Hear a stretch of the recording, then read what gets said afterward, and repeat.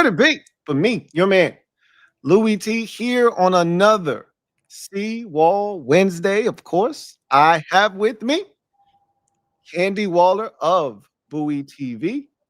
She is going to chop it up with us on a number of Wednesdays this season, talking Commanders football. Seems like every time we have this prestigious guest on, we lose the week before.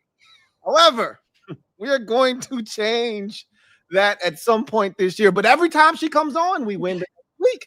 So you can look at it glass half full or glass half empty. It's your choice. But eventually, we are going to break that streak, just like the Commanders eventually are going to win 2 games in a row at some point this season, we hope. Candi, how are you doing on this wonderful Wednesday?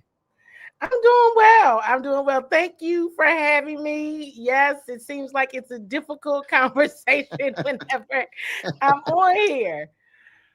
Every time we seem like we have to have the difficult conversations, but there's a silver lining in all of this. Mm-hmm. It can't get any worse, right? It can't get any worse because Monday was brutal. It was brutal. That was a gut punch, that loss was, for all the fans. And I got to give some credit to the fans for showing up and showing out. I was disappointed that they did not get the memo to wear black. However, they did show up in unison. They were loud. They were proud. They were outstanding. And it was raining. You know, it was not the best night, you know, from a weather standpoint, but they showed up and they poured their hearts out for this team. And unfortunately, they did not leave happy. And for all the mistakes that were made in that game, it came down to the final mistake. That game could have easily ended 24-22. We would have talked about the mistakes that were made, but we ultimately would have talked about this team finding a way to win, which is what they did all last year. Instead, a third turnover happened. The team ultimately could not get a defensive stop, gave up a basically chip shot field goal, and the Bears walk out of Northwest Stadium 25-24 winners. Give me your initial thoughts about the game. I want it all, Candi. I want you to give me your full assessment, what you were thinking as you were watching this game unfold, what your thoughts were as that fumble hit the ground, the Bears recover, and then that field goal ultimately goes through the uprights. I want to know what Candi Waller was thinking as she was watching this game unfold on Monday night. As I was watching the game unfold, okay, let's go through the process. So, the light show was dope. Yes. There was a lot of fans there. It was really nice, right? Yeah. To your point, not everyone were all black. Some did. It would have been nice if everybody did, but the vibes were there. Right.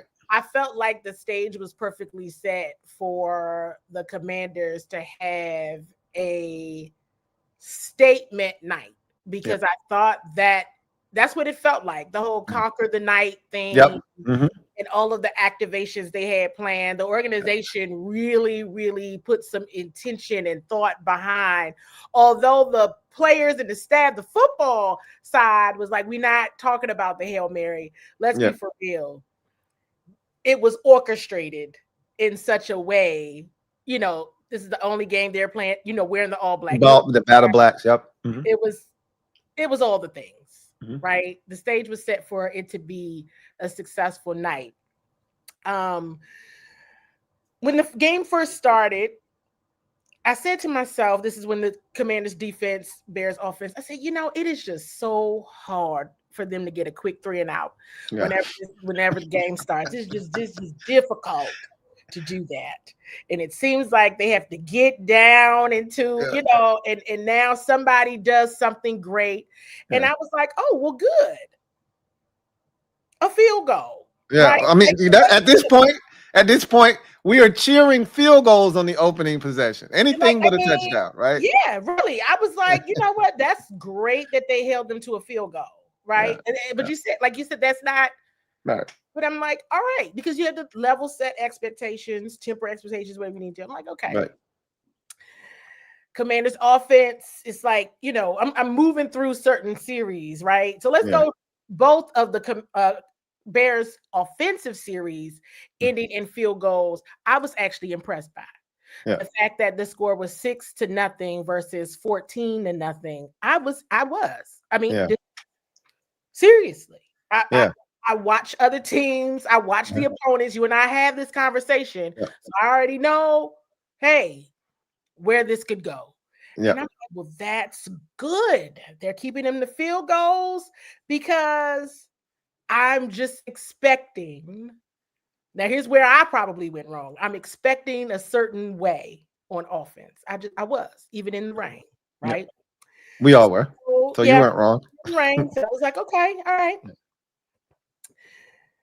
Commanders offense, they're moving successfully. They're doing what it is that they do. And the interception. Now, I don't know from even the TV version, because I'll be honest with you, that was Monday night. Yep. I've done a ton of shows. I have not even watched that game because I was watching it in replay in real time. Yeah. Even rewinding on my laptop. So I was like, what? So at that point, I'm like, oh, that was a bit aggressive. Yeah. Right? To Jaden's point, it's a throw that he can make, but did he have to? Right. No. And I think that was a first down too, if I'm not mistaken. I can't remember. It was either first. It wasn't third down. That's, I can assure you of that. It felt like it was a first down throw too that didn't need to happen. I was like, who did that for? Yeah. And you're just you're so accustomed to him taking care of the ball. You're not, like, that was jarring, right? The first one. So yeah, I'm like, yes. Okay, whatever that was, you'll get that out of your system. Right. Whatever that was. Right. And so you move through the game, and I'm going to be, honest and authentic and transparent with you all, as I always am. The defense did about what I thought they would do. I wasn't like, oh dear God. You know what I mean? It was there were moments that I was going to, a mishap. Let me say something, Candi. Let me say something, because you just brought up the defense, right? Mm-hmm. The defense is what we think they are, but they're not as bad as they were last year. They're not. So my point with everyone that just kills the defense is they can do more. Yes. But they're probably not going to. That's right. Right. So that is the expectation. So I'm right there with you, Candi. Like, they did what I thought they were going to do defensively. It should have been enough. That should have been enough. Now, because defensively, we're not talking about Falcons game defense. Right, exactly. Which you can't. It's hard to win with that kind of defense. It was not that. Right. It was about what you expect. What you used to. It's nothing wild. It's nothing. Yeah. There's no takeaways being created. Exactly. Right. Yeah.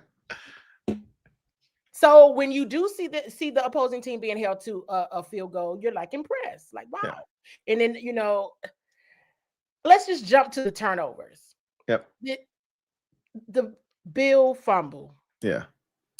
So I literally said, Lake and Donna was sitting in between Skylar Nelson, who's with the Washington Foreman, and Donna Hopkins. Mm. And I said, if Bill is a little loose with that football, Montez is going to come and knock it out. And it happened. No lie. It literally, I said, if Bill's kind of loose with that football tonight, it's wet out there. Montez is going to come and knock that out. That's easy. Well, Candi, you spoke it into existence then. But we should be blaming you for the fumble. With me. That's what I'm telling you. Yeah. Charge that to your account. What you out here doing? Like, ooh. Oh. like, dang. Yeah. But I still was not alarmed. Right. I wasn't alarmed at all. Yeah. At that point in time. However, I was still, because I'm going to always put things in perspective. There's no Terry. There's no Noah Brown. Okay. Debo's heel. He got a heel situation going on.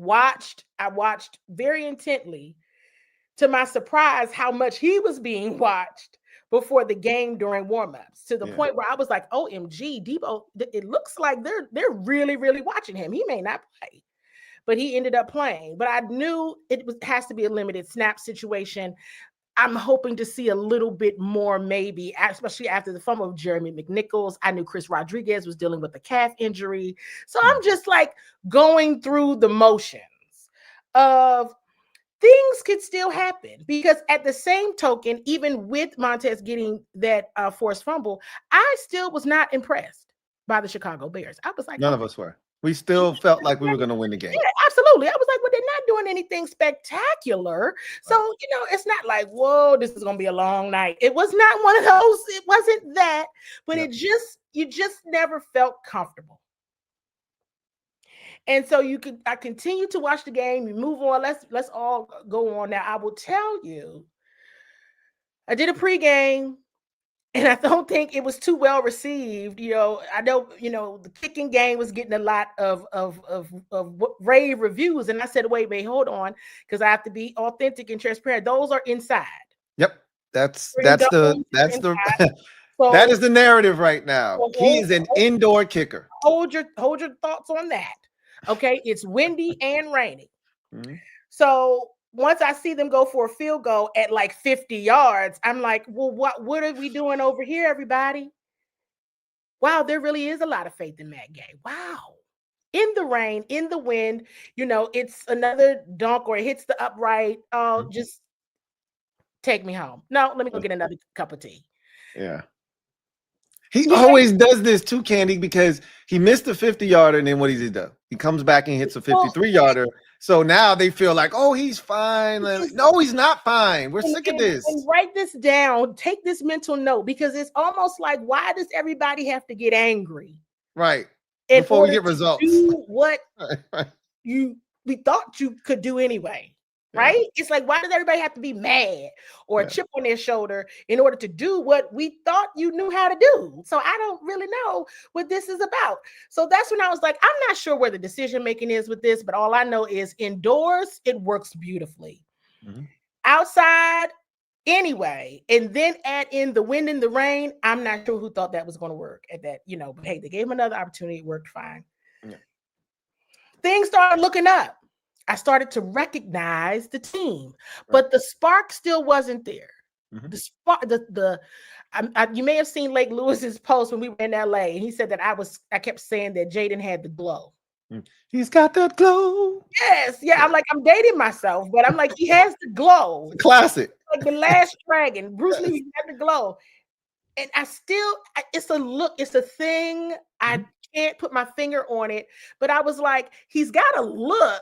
But it's not necessarily the glow. It's not the glow, but he has a look.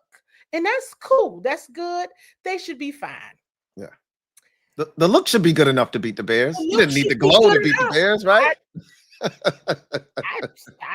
was just, we gonna ride the rest of this night out. Aren't we? Cool. You think they got the ball back? It's like 3 minutes left in the game. I done moved all the way to that. So let me ask you this. At 24-16, which was their biggest lead of the game, they had scored 3 touchdowns. And they were humming on offense. Moving, yep.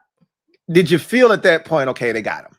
They got the Bears. They got this one. I felt like that, yes. Yeah.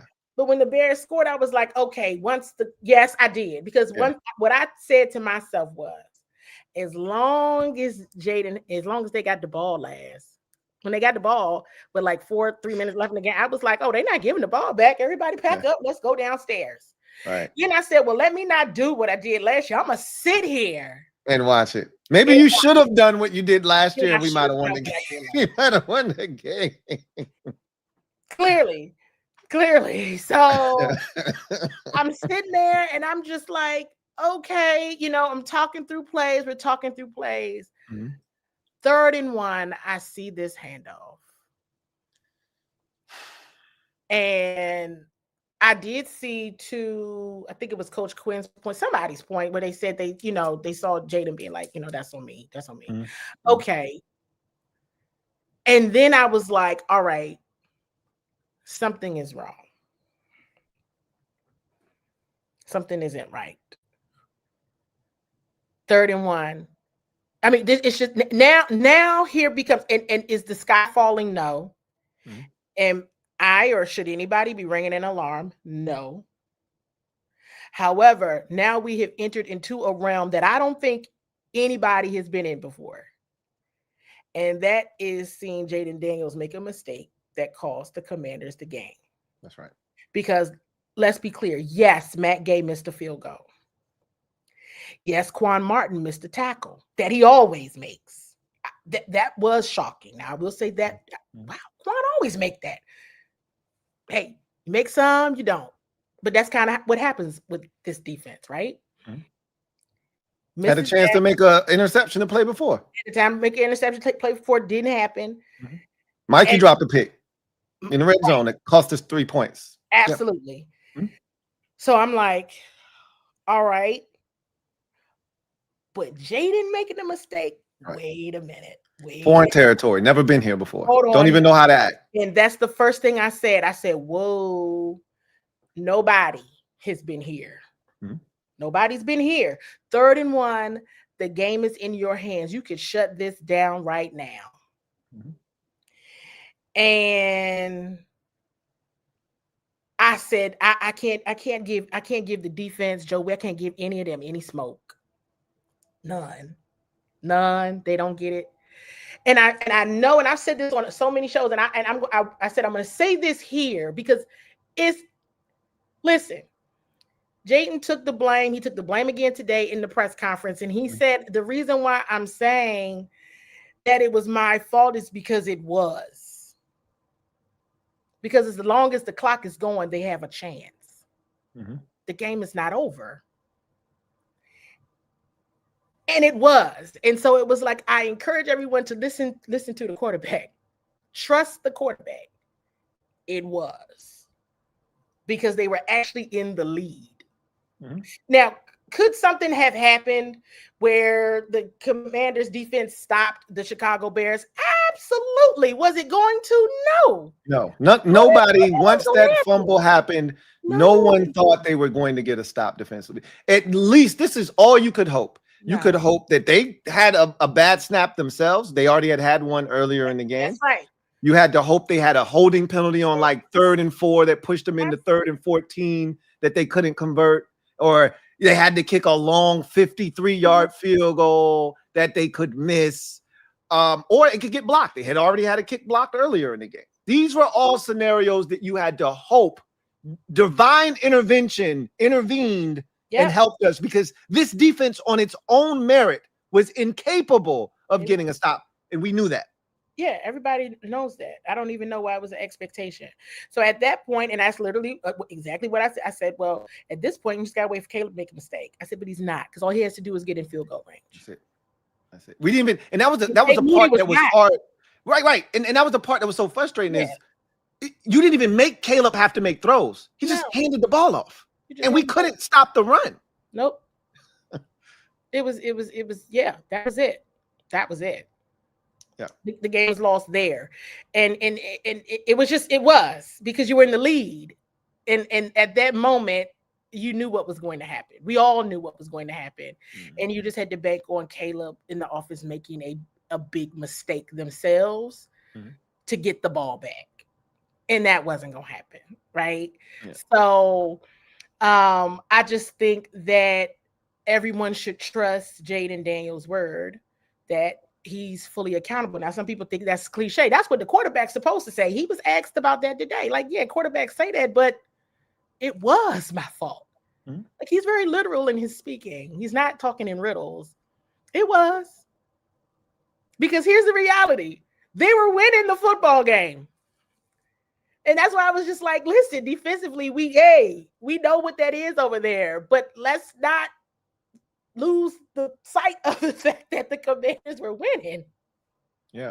And I always bring this up. Like, I'm not trying to defend the defense, because at some point they got to start doing more. They're not carrying their weight, their share of the weight. However, they got to stop, because people forget they had the ball. The offense had a chance to go down and answer the Bears' touchdown and failed two-point conversion with a score of their own, or even a lengthy drive that burned the clock. And they essentially got one first down and then they punted. So the defense had to then come on the field, and we felt like it was over then, right? And the defense was like, hold on. Now the Bears said, hey, We're going to give you, a holding penalty. We're going to make sure that we bail you out and create this 3rd and long for you. But they did what they needed to do, and they forced the Bears to punt the football, right? Yep. So the defense actually got a stop to get the offense back in a position to ice the game. They did. They absolutely did. That's why I was like, I don't know. I'm seeing a lot of everything. And if you don't listen to me, okay. If they don't listen to you, Louie, okay. But if you don't listen to the quarterback, Jaden Daniels, he's not just saying that to say it. Right. He's not just owning that because that's what the quarterback is supposed to say.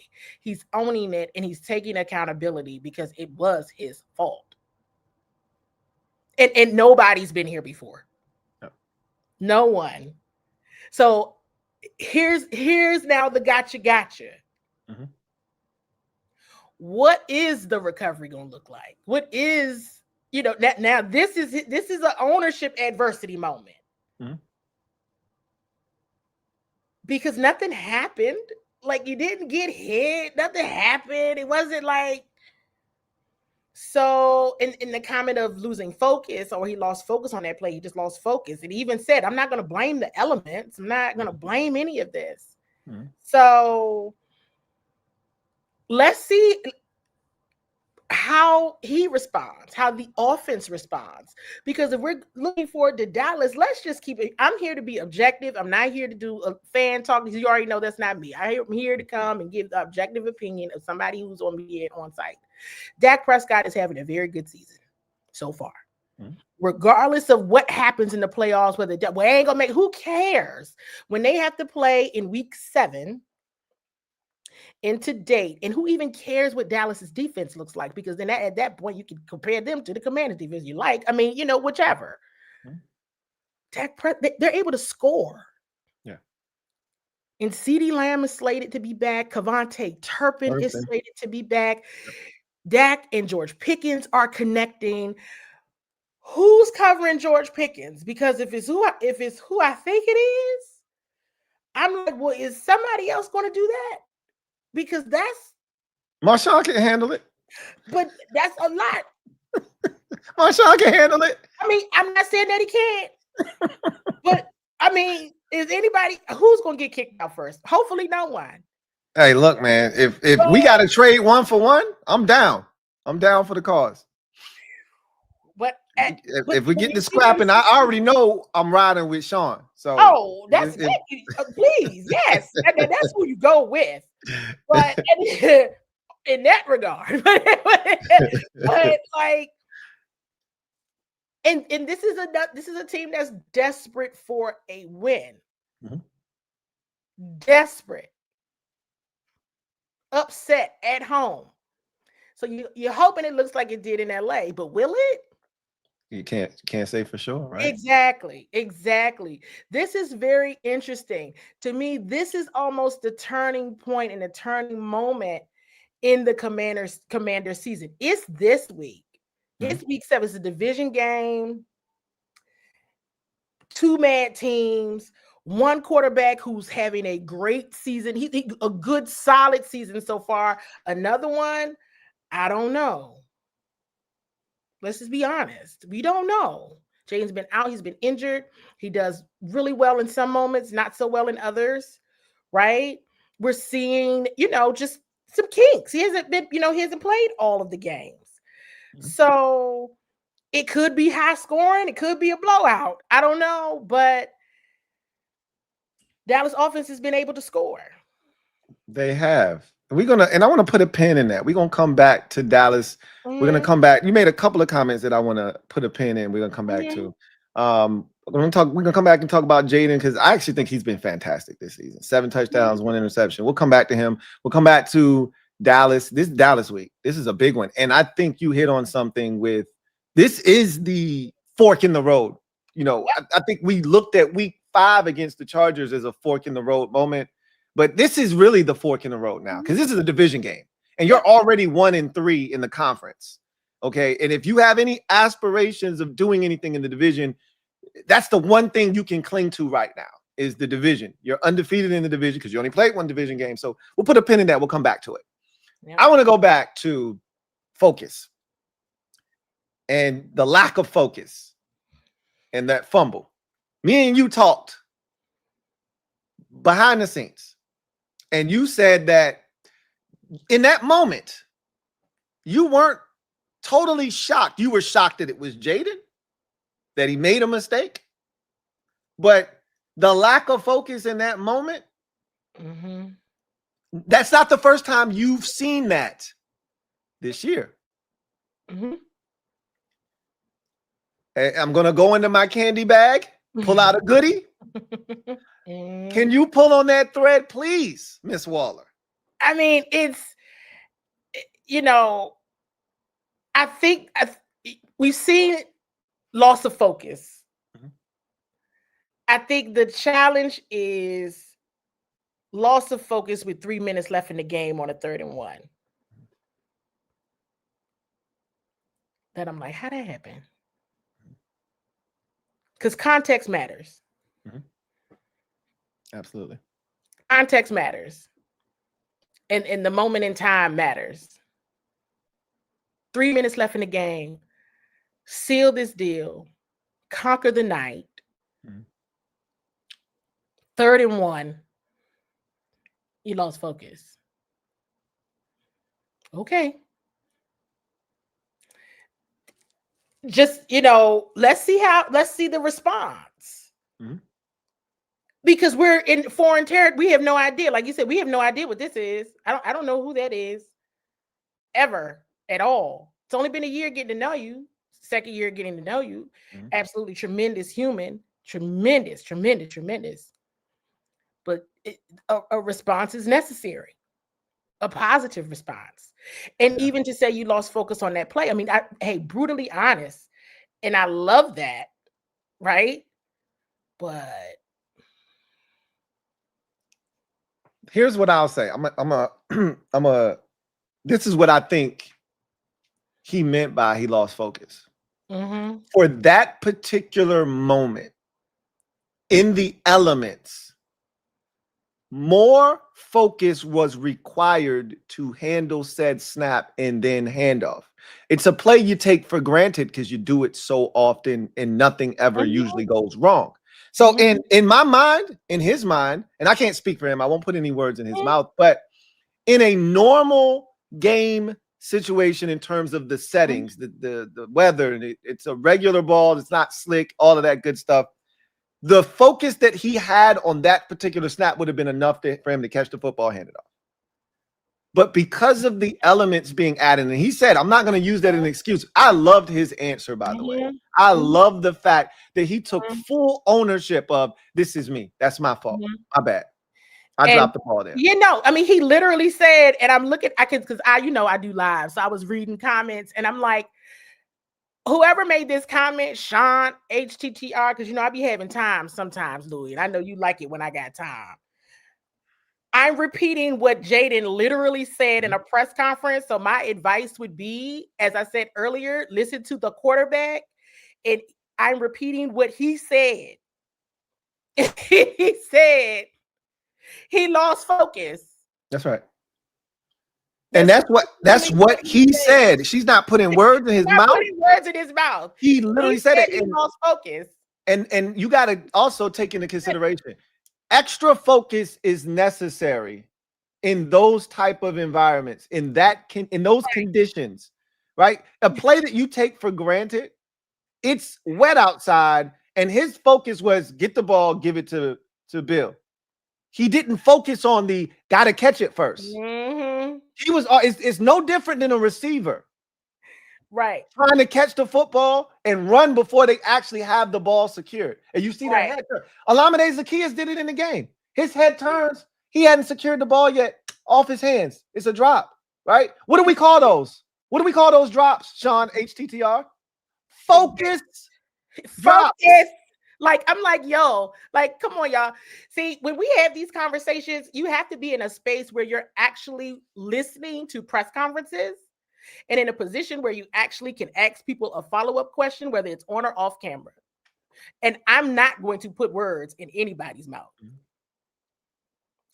So that's what he said. And if you listen to his press conference again today, and then even going to the elements, he said he wasn't going to blame the elements, but we know that has a factor. Absolutely. We talked about that at the beginning of the show. Mm-hmm. But it was brought up again. Mm-hmm. So it's like, I'm not sure what you're talking about, y'all. Like, anybody? It's just like, all I'm going to say is pay attention to press conferences. Yeah. And make sure you're listening to what Jaden is telling you happened in that moment. We're not blocking Sean. Sean's family. Sean can say how he feels, but again, I always tell you, you're not. You are free to say what you like. You are not free from the repercussions of what comes from what you say. Exactly. So he can speak his mind. Sean, leave Sean alone. Sean's good people.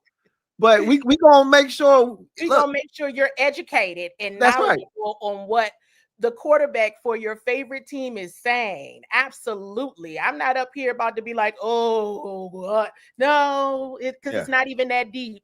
And all we doing is repeating what was said. So you said that Jaden is having he's an okay season. You really think he's having an okay season? Who is that? Jaden. You said he's having, I mean, Dak's playing really well. I think Jaden's playing just as well. He just hasn't had as the sample size isn't as large, right? And I think Dak's play has been amplified by how bad his defense is. Exactly. And since everybody always wants to drag on Dak, he's either injured or throwing an interception because he isn't necessarily he's healthy. Yeah. And you're seeing Dallas put numbers up. They're losing the football game ultimately, but it's not because of Dak's play. He's not the focal point of Dallas's issues. Yeah. And most of the time he is. Yes. So now it becomes wait a minute, Dak put numbers up. Okay, can the Commanders put numbers up? Can we see this happen in a mistake-free football area or a complementary football? What we haven't seen for 60 minutes and what they thrived on a lot last year, right? Now, even going back to this game, you and I have talked, and I've said this on the show, that the Chicago Bears was one of the games that I had circled. We said Atlanta was one. Chicago was one. So anybody ever thought Chicago wasn't going to come in with a chip on their shoulder like, hey, if it wasn't for the Hail Mary, everyone has a story, right? And depending on what side of the narrative you're on, the story works. If it wasn't for the Hail Mary, the Bears would have won. The Hail Mary, the Commanders won. Everything gets forgotten because that was a tough game for the Commanders that night as well. Yeah, it was, but we dominated that game. They shouldn't even been in that game. Shouldn't have been. It shouldn't have been. It shouldn't have been. It shouldn't have been as close as the Hail Mary. Just like this game, we should have won the game, and absolutely we dominated the second half of this game. Very easy. Yeah. Very easy. That's why in today's scrum, Zach Ertz, and this is public knowledge, Zach Ertz mentioned that some guys were really pissed off. What was the scene? What was the vibe like in the locker room talking to the players today? What did you feel from it? It was definitely a little quiet.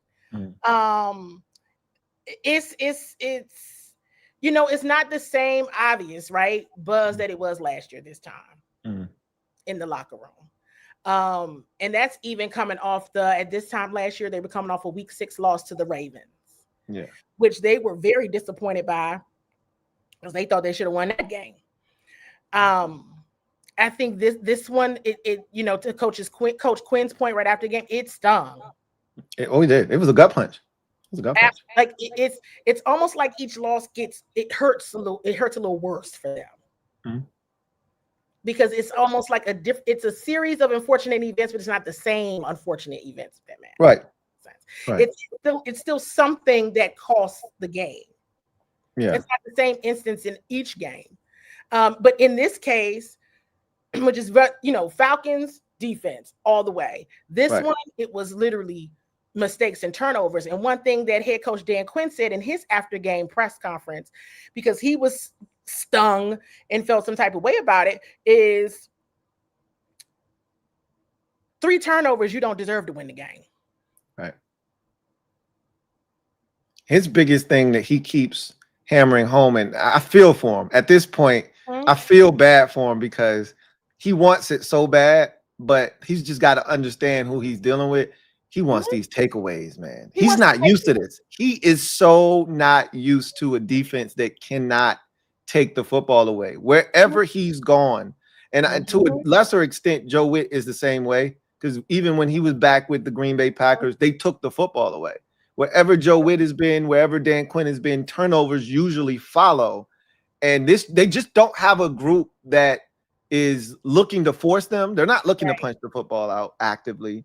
They don't have a group that takes advantage of, footballs being thrown right at them, which one was. Quan had a chance to pick off a pass in double coverage, and he didn't come down with it. There are opportunities that have been there this season, and this group just isn't adept at getting the football. And so it's killing them. Like, you give it away 3 times, you don't deserve to win. But if we would have just gotten one, we probably win the game. Just get one to offset the 3 that you gave up. And we couldn't even do that. Yep. He even said that again today, Candy. He's like, he was talking about the defense, and he said, but I think it was, I want to say it was Chick. He's like, you know what, Chick? All of that stuff, but it's the turnovers, Chick. We can't get turnovers, Chick. We're not getting turnovers. And here's the thing. When I asked Cliff Kingsbury, now going back to defenses and what they do, when I asked Cliff Kingsbury, what are the challenges that the Bears defense present for you all? One of the first things he mentions is their ability to get takeaways. That's right. And they were getting some of the guys back. Ability to get takeaways are starting to be a common thing among NFL defenses. So now this has been a recurring discussion and a recurring question with Coach Quinn and with Coach Witt. What's going on now in week 6, week 7, where you're just not able to get the takeaways? Like and they talk about continuing to coach and train and do all these things. And it's like, it reminds me of Jack Del Rio and Turnover Thursdays, when we would never get turnovers, but they would harp on Turnover Thursdays every week. It really is frustrating, because this is like, we know this is not a great defense. We don't even need it to be great. We just need it to be solid, right? And the thing that could make it a solid defense is if they could force turnovers. Just see the Chargers game. Just see the Chargers game. You see the impact. They weren't great in that game. They were good because they created turnovers. Yep. They were about to be down 17-0 without that Quan Martin hit, Forrest fumble, and Marshawn Lattimore recovery. Right? Oh, for sure. And they were about to get back in the game at 20-10 until that ball gets tipped by Johnny Newton and picked off by Mikey Sainristil. Absolutely. At the goal line. Right. So it wasn't a tremendous defense. It was a really good performance because you were able to force turnovers. And that's the thing that they aren't able to do. And it's killing them. Yeah, it is. I will say one major bright spot in the Commanders-Bears game was the blocked field goal. Yeah. Right. And so it's always, what's the momentum shifter? So going back to the Chargers game, it was the Quan Martin forced fumble. It's the momentum shifter. Now you see the rest of how it goes. And so that's what we were thinking. Okay, this is the moment. This is when you get the signs. Okay, they're locked in. They're still searching for ways to keep it going, to stay locked in, to play complementary football. Huge block. But then there's that consistency challenge where you do it, you get it, but then it's just doesn't stick. It doesn't stick. And then it becomes why is it not sticking? It is so frustrating because all they needed was one stop after the touchdown. That's all they needed. To Zach Ertz to go up 8. You just needed one stop. I mean, they're teaching punching football. They're teaching turnovers in AAU and youth sports. I mean, it's a common thing. It's common. And I don't know if it was this show or if it was another one when I said they have a goal. Last year I shared they have goals and their turnover goal is 3. Yeah. I always laugh when you say You that. always laugh when I say it, and I'm like, that's the number. It said 3 turnovers for this defense. That's Christmas. That's the goal. And they only did it in the divisional round against That's Detroit. it. It's amazing that's the goal. How about just get a turnover? That should be the goal. Get one. Try and get one again. Going, then fantastic. But it's almost like they're focused on so much, and this is a thing too, where they're so focused on being in the right spot or so focused on making sure they make the tackle, where it's just like a turnover. It's almost like it takes a lot of thought, if that makes sense. You know, like additional thought. It's not natural. Does that make sense? Like it's not a natural just habit, right? So it's a whole lot of things that can happen. But what they can't do is beat themselves out of a win. Yeah. They're not good enough right now to spot the other teams. They're already spotting teams 10 to 13 point leads at the beginning of the game. You're not good enough to also, in addition to spotting them a lead, spot them 2 or 3 turnovers. You just can't overcome a slow start and turnovers. Pick a struggle. Pick a struggle. And then it becomes let's not act like revenge games aren't a thing. Yeah. You know, I told you Atlanta is I'm sure they've circled it. Check. Chicago, I'm sure they circled it. Ben Johnson and Caleb for different reasons, but they had it circled. Check. Right? Watch your back. Detroit. Yeah. Denver's always going to stay a sleeper game for me, and now you better look out for Seattle too. It's just, and of course, always division games, which is a very important one this week. This is an important game for them. Yeah, it is. Because they had an opportunity to be sitting in first place. Yep. How to share first place, separate yourself, distance yourself from Dallas, who lost to Carolina. Yes. There were a lot of opportunities in front of them. Yes. You get that much closer to the number 1 seed in the conference, Tampa Bay at 5-1. Like there were so many opportunities right there in front of them. And to let that slip through your fingers is really disappointing. And it's not like I'm watching the game. And I think I may have said this with Atlanta. You know, although I know they had some pieces that I was like, wow, these guys, these offensive weapons, I have a lot of respect for that team. But even watching it, not that I don't have respect for the Bears, but it wasn't that I was watching the game and I wasn't like, wow, the Bears, whoa, they're good. Oh, they something else. No, it wasn't that. Yeah, it wasn't that. They weren't. No one was overly impressed. No, they weren't dishing anything out super impressive, super flashy. They weren't. That's why they were so disappointed after the game, because even DQ said it today, right? Like it'd be one thing if it was the Ravens game from last year where you gave your best punch and it just wasn't enough. It wasn't enough, right? Absolutely. You didn't beat yourself. You just got beat by a better team, and you go, okay, we're not there yet, right? We're working, striving to get on that level. We're just not there yet. That's an inferior opponent at home that you knew you should have beaten. That it took 3 turnovers for you to lose the game on a walk-off field goal. And that's the frustrating part, is that you just lost a game to a team that you know you're better than, that you should have beaten. Right. And you beat yourself. Yep. And that's a tough, bitter pill to swallow. And this goes back to the identity. So now, okay, week 7, right? We're basically halfway through the season at this point, you know, close to it. And it becomes, all right, well, at this point, we did a lot of conversation around identity. What is it again? Because anytime, I mean, the hunted, what you have to understand that now you are the hunted.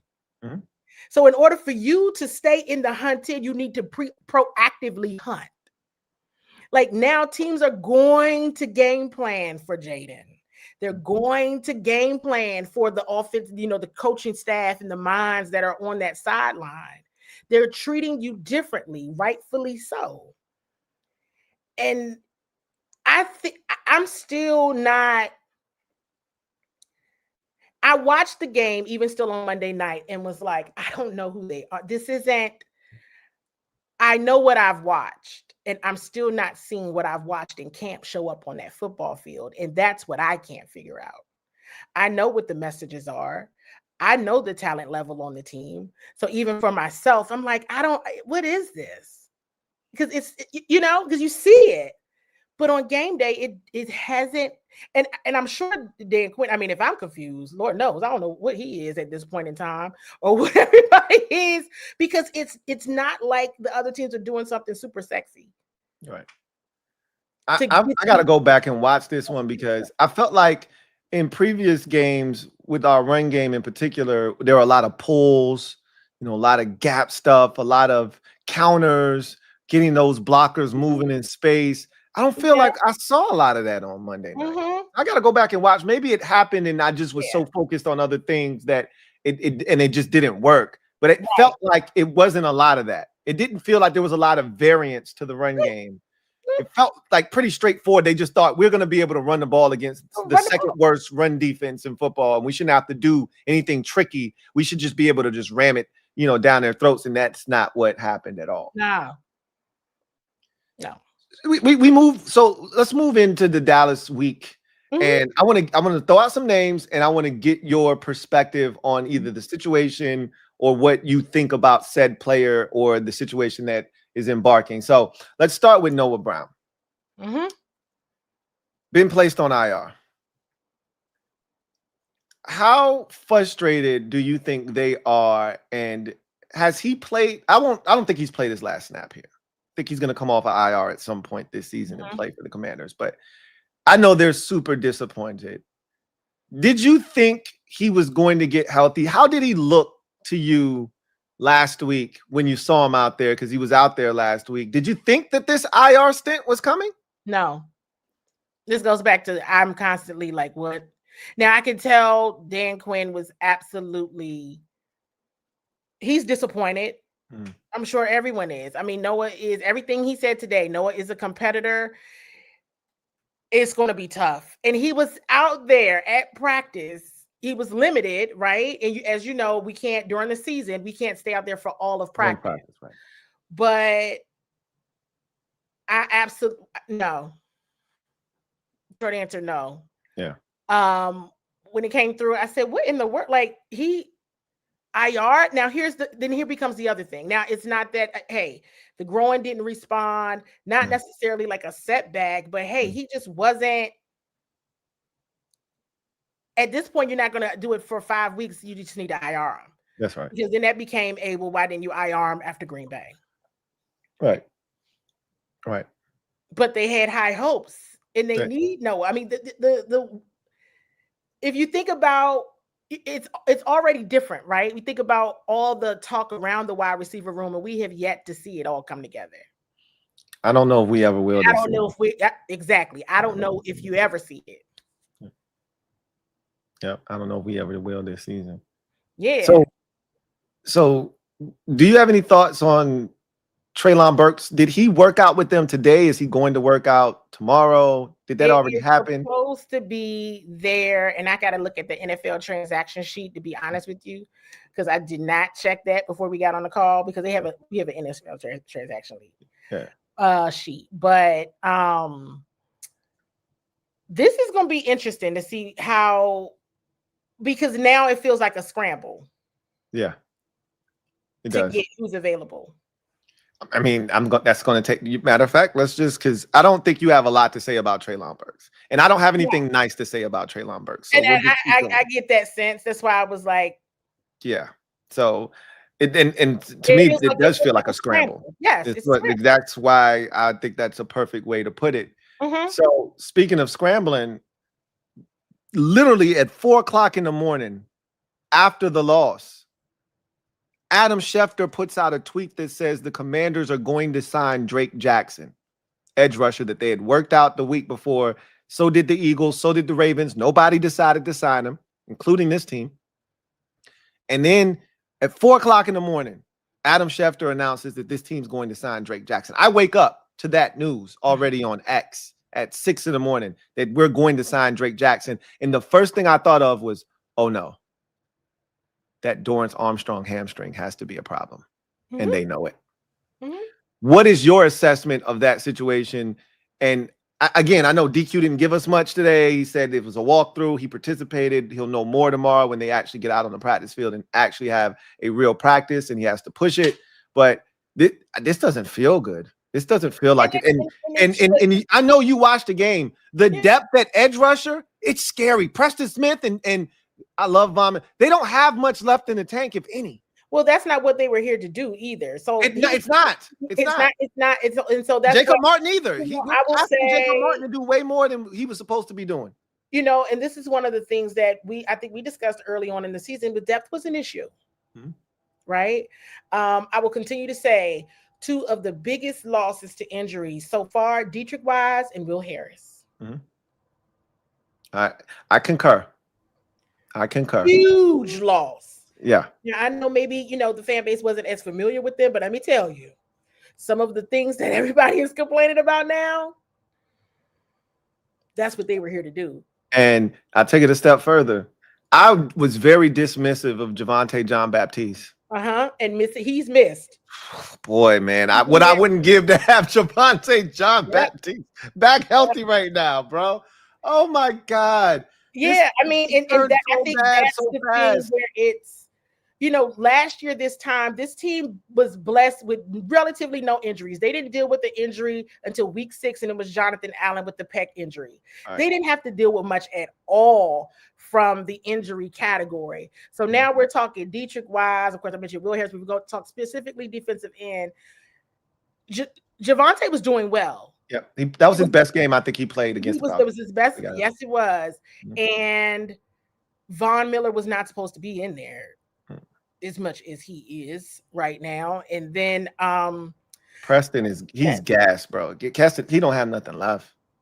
Like he was just out there on skates the whole night. They just were running at him and he had nothing. No resistance. And no edge setting, nothing. And then that becomes when I saw so many questions online. Well, why is it Preston Smith getting in? Why is it he was in there. Oh no, Preston was in there. He was in there. He was in there getting work. Yes. That's what I'm like. Well, now you got to get him up too. But there's some critical injuries. I was posted about this. I shared, because Dorrance was in and then he was out. Yep.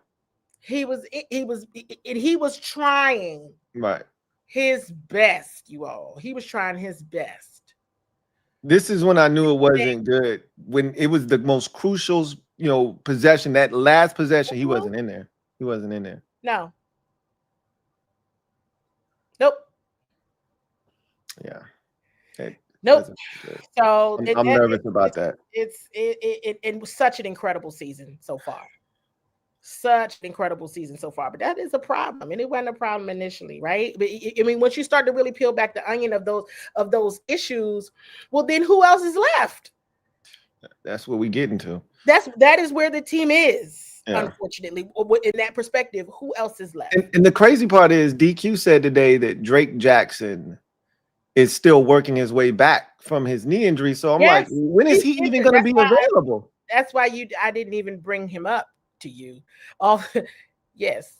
Like, when is he even going to be available? We need bodies now. You talking about he's still working his way back. Hey, look, he's a young player, right? You played 2 years, missed last year. So this is his 4th year in the league, technically, so maybe there's an upside to him down the road. But we talking about now, like right now, like we got a game in 4 days. They need, yes.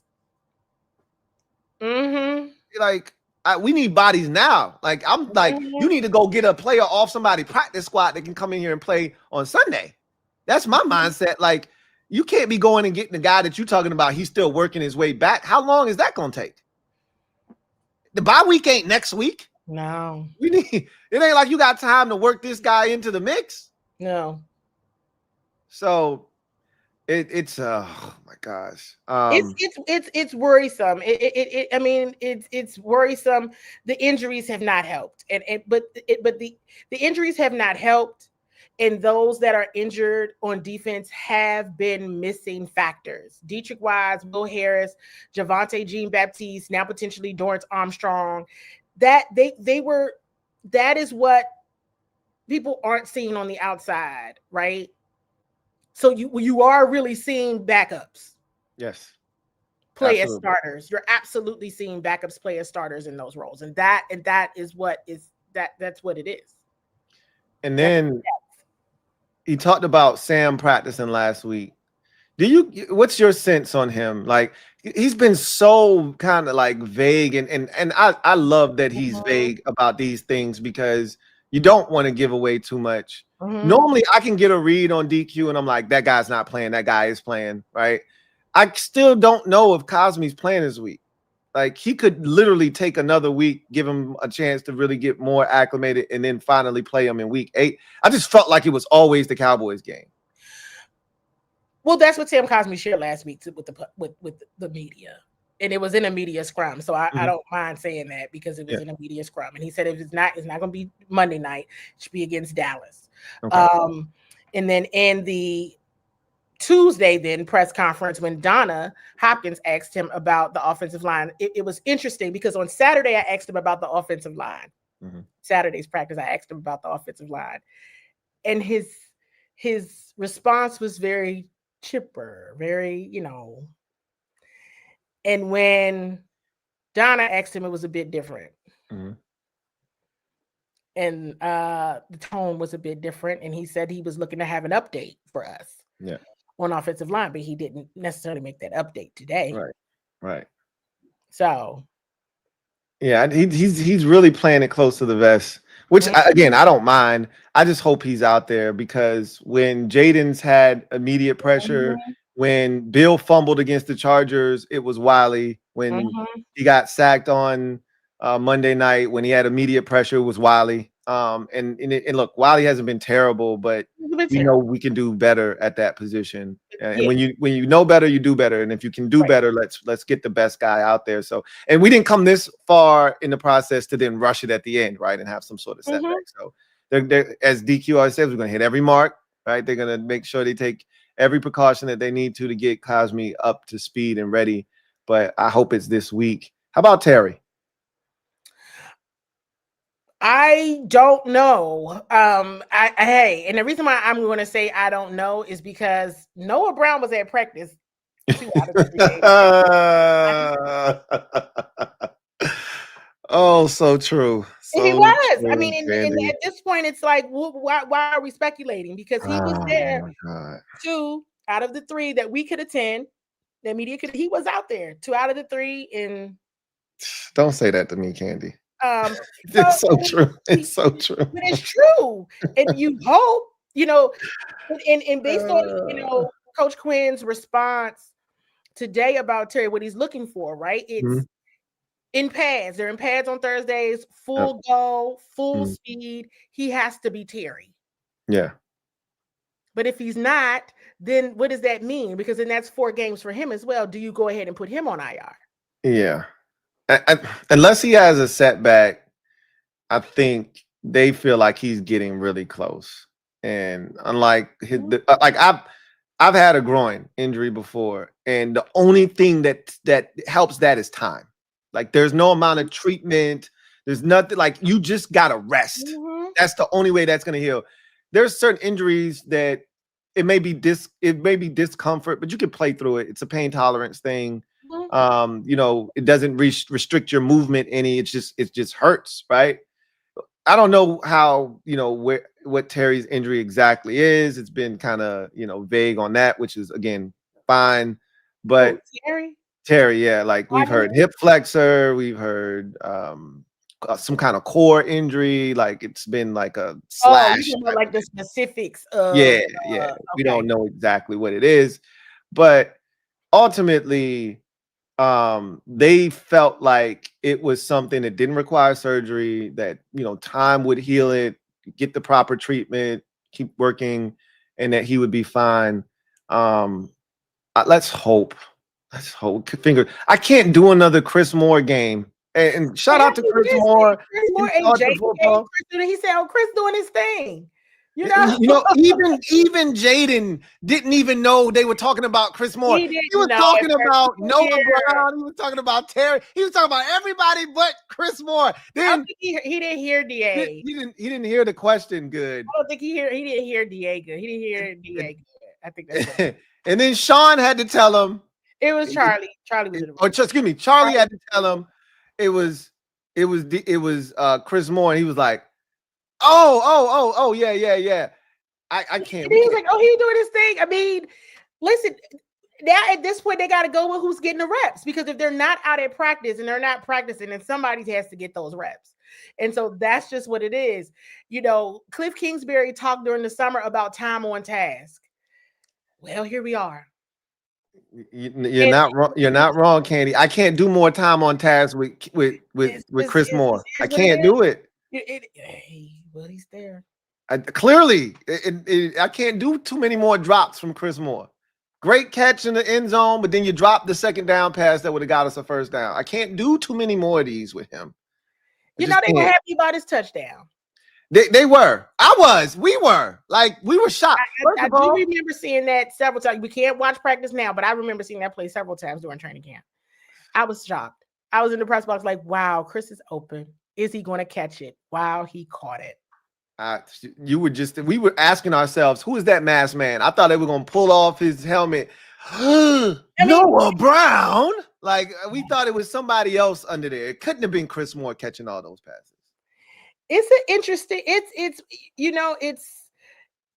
I want to say that the work was done in the off season to be better. Injuries plague the team right now. Yeah, I agree. I think you lose sight of it as a fan because you're entrenched in the season and you don't want to use the whole injury thing as an excuse. This defense looks drastically different because of the injuries that it's incurred.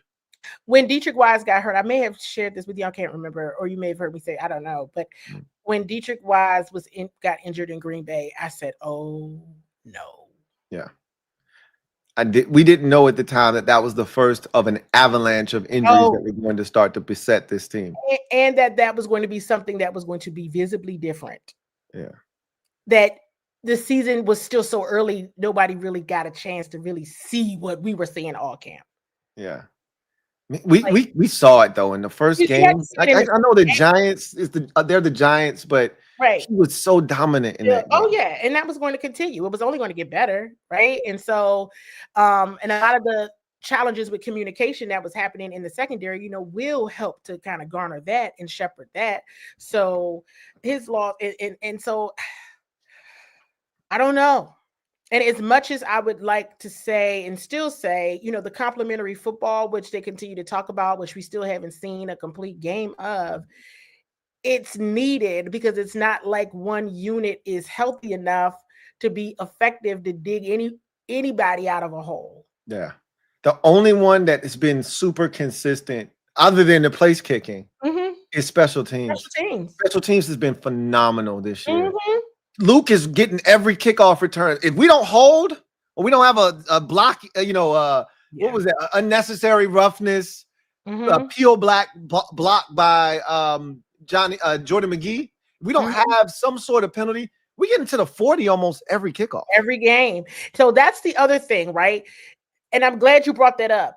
The penalties on special teams hurts the excellent field position this team gets almost every return. Almost every single return. It is like prime field position. But at some point, there's a silly, there's a penalty. And you're like, well, how did that happen? Right. And that Jordan McGee one was so unnecessary. He didn't even need to do that. Yeah. So, I mean, I think the previous week, it was one on Tay Martin. That brought them back. And they hurt. Those penalties impact field position. And I think those are some of the things that folks may, that impacts game progress. And when you have an offense that needs prime field position because of your limited resources, so to speak, and you got to score touchdowns. Like this is at this point, they need to score touchdowns. Remember, we talked about this. I said my assumption with Matt Gay was, hey, we're assuming these are touchdowns. He only needs to be doing, extra points. That's it. That's all he's doing. My assumption is, hey, clearly they're going to run the numbers up. So, and we haven't seen that yet. We haven't. We really haven't. And one of these weeks, we're gonna see it. And Absolutely. And it would be Speak it into existence. Say it, Candi. Say it. We need it. Yes. Yeah. I think so. Like, because after the Cowboys, it's Monday Night Football at Arrowhead Stadium. I mean, the next month is brutal. It's brutal, which is why you really needed to win that game. It's Dallas on the road. It's Kansas City on the road on a Monday night. It's home for Seattle. They're really good. In case you haven't been watching, the Seahawks are really good. Yeah. And they're road warriors. They're road warriors. It's like they like playing on the road. They don't lose on the road. Yeah, it's like they really enjoy it or something. Yeah, they don't lose on the road. They don't lose on the road. It's crazy looking at Mike McDonald's record at home versus on the road. Yeah, he's way better. Their team is way better on the road than they're at home. Yeah, and then you finish up that stretch with a home date against Detroit. I mean, it could, yeah. So and right now, it's just, hey, listen, I think that the NFC East is up for grabs right now. Oh, it is. I expect us to win it, Candi. I'm speaking it into existence. I haven't seen, first of all, we got the best quarterback in the division, and I haven't seen a single team that I say, oh no, I don't know how we finish with a better record than them. Yeah, I'm listen, other than the Green Bay game, the other, who else they lose to? The Falcons. Okay, the other two losses. Yeah, Falcons and the Bears. Like, oh, shouldn't have happened, because I didn't walk away feeling like they were beaten by major playoff teams. I'm not saying they won't make the playoffs, but it was like, I'm still not seeing where it was like, wow, difficult. I mean, hey, there's 8 spots for playoffs. Maybe, of course, sure, you can make it. Absolutely. No shade, nothing like that. I have a lot of respect for all of those guys, but I just didn't walk away feeling like, whoa, they got, we would be more out. No, not we. I don't speak for other people. I would be more concerned if we got thoroughly dominated and outplayed by a team like Chicago. That would be more alarming. I am more alarmed by if I'm an Eagles fan, I'm alarmed that I got outplayed by the Giants. Yeah, that was something. By 17 points. Like, I got dominated by a bad team. And not that the Giants aren't getting better and they're not believing in themselves, but you don't lose by 17 points. You don't get thoroughly dominated and manhandled by a team like the Giants. That would be more concerning to me than turning it over 3 times and losing at home to the Bears. That's not good, but the Bears aren't the Giants, and we didn't lose by three scores. I mean, you take the 3 offensive turnovers away, and that win doesn't happen for the Bears. Correct. You take the last one away, and I don't. You can only take the last one away. It doesn't happen. It probably doesn't happen. Right? It does not happen at all. So the Cowboys. Let's focus on this game here, and give me your overarching theme as to what you envision this game being for the Commanders. Give me 2 or 3 things that have to happen in Candi's mind in order for the Commanders to come out victorious in this game. What has to happen for the Commanders to come out victorious? Give us some clues, Candi. We need them. Jaden owes it to himself and to his team to be on point and lead them. This is the juice and the magic isn't there when 5 isn't 5. I think he's going to be on demon time this week. So he has to be on. He has to have a glow all day. He's got that glow. He's going to have it this week. I'm telling you, Candi. I mean, he knows that game is on him. There's so many leaders in there. All of them are leaders, but it is something about him that when he's hot, so is everyone else. Because they know if he's playing at that level, all the time, many teams beat us. They know that. There's the supreme confidence when he's playing like that. Exactly. And I think they need, that is key. He is. He's a focal. He is. It is what it is, everybody. He is a focal point. He is a great day. They have a great day. And complimentary football needs to be in effect. excellent field position to prep the offense for touchdown. Touchdown, right? And you got to take that field position for a touchdown. If that game kicks well indoors or not, they need to not be in field goal touchdowns. Touchdown. And it doesn't have to be fast. One of the things they did so well also last year, Lou, was control the time of possession. Right. They finally won one. Finally won one. And they still lost the game, but they finally won a time of possession. And I'm like, get back to that. Yeah.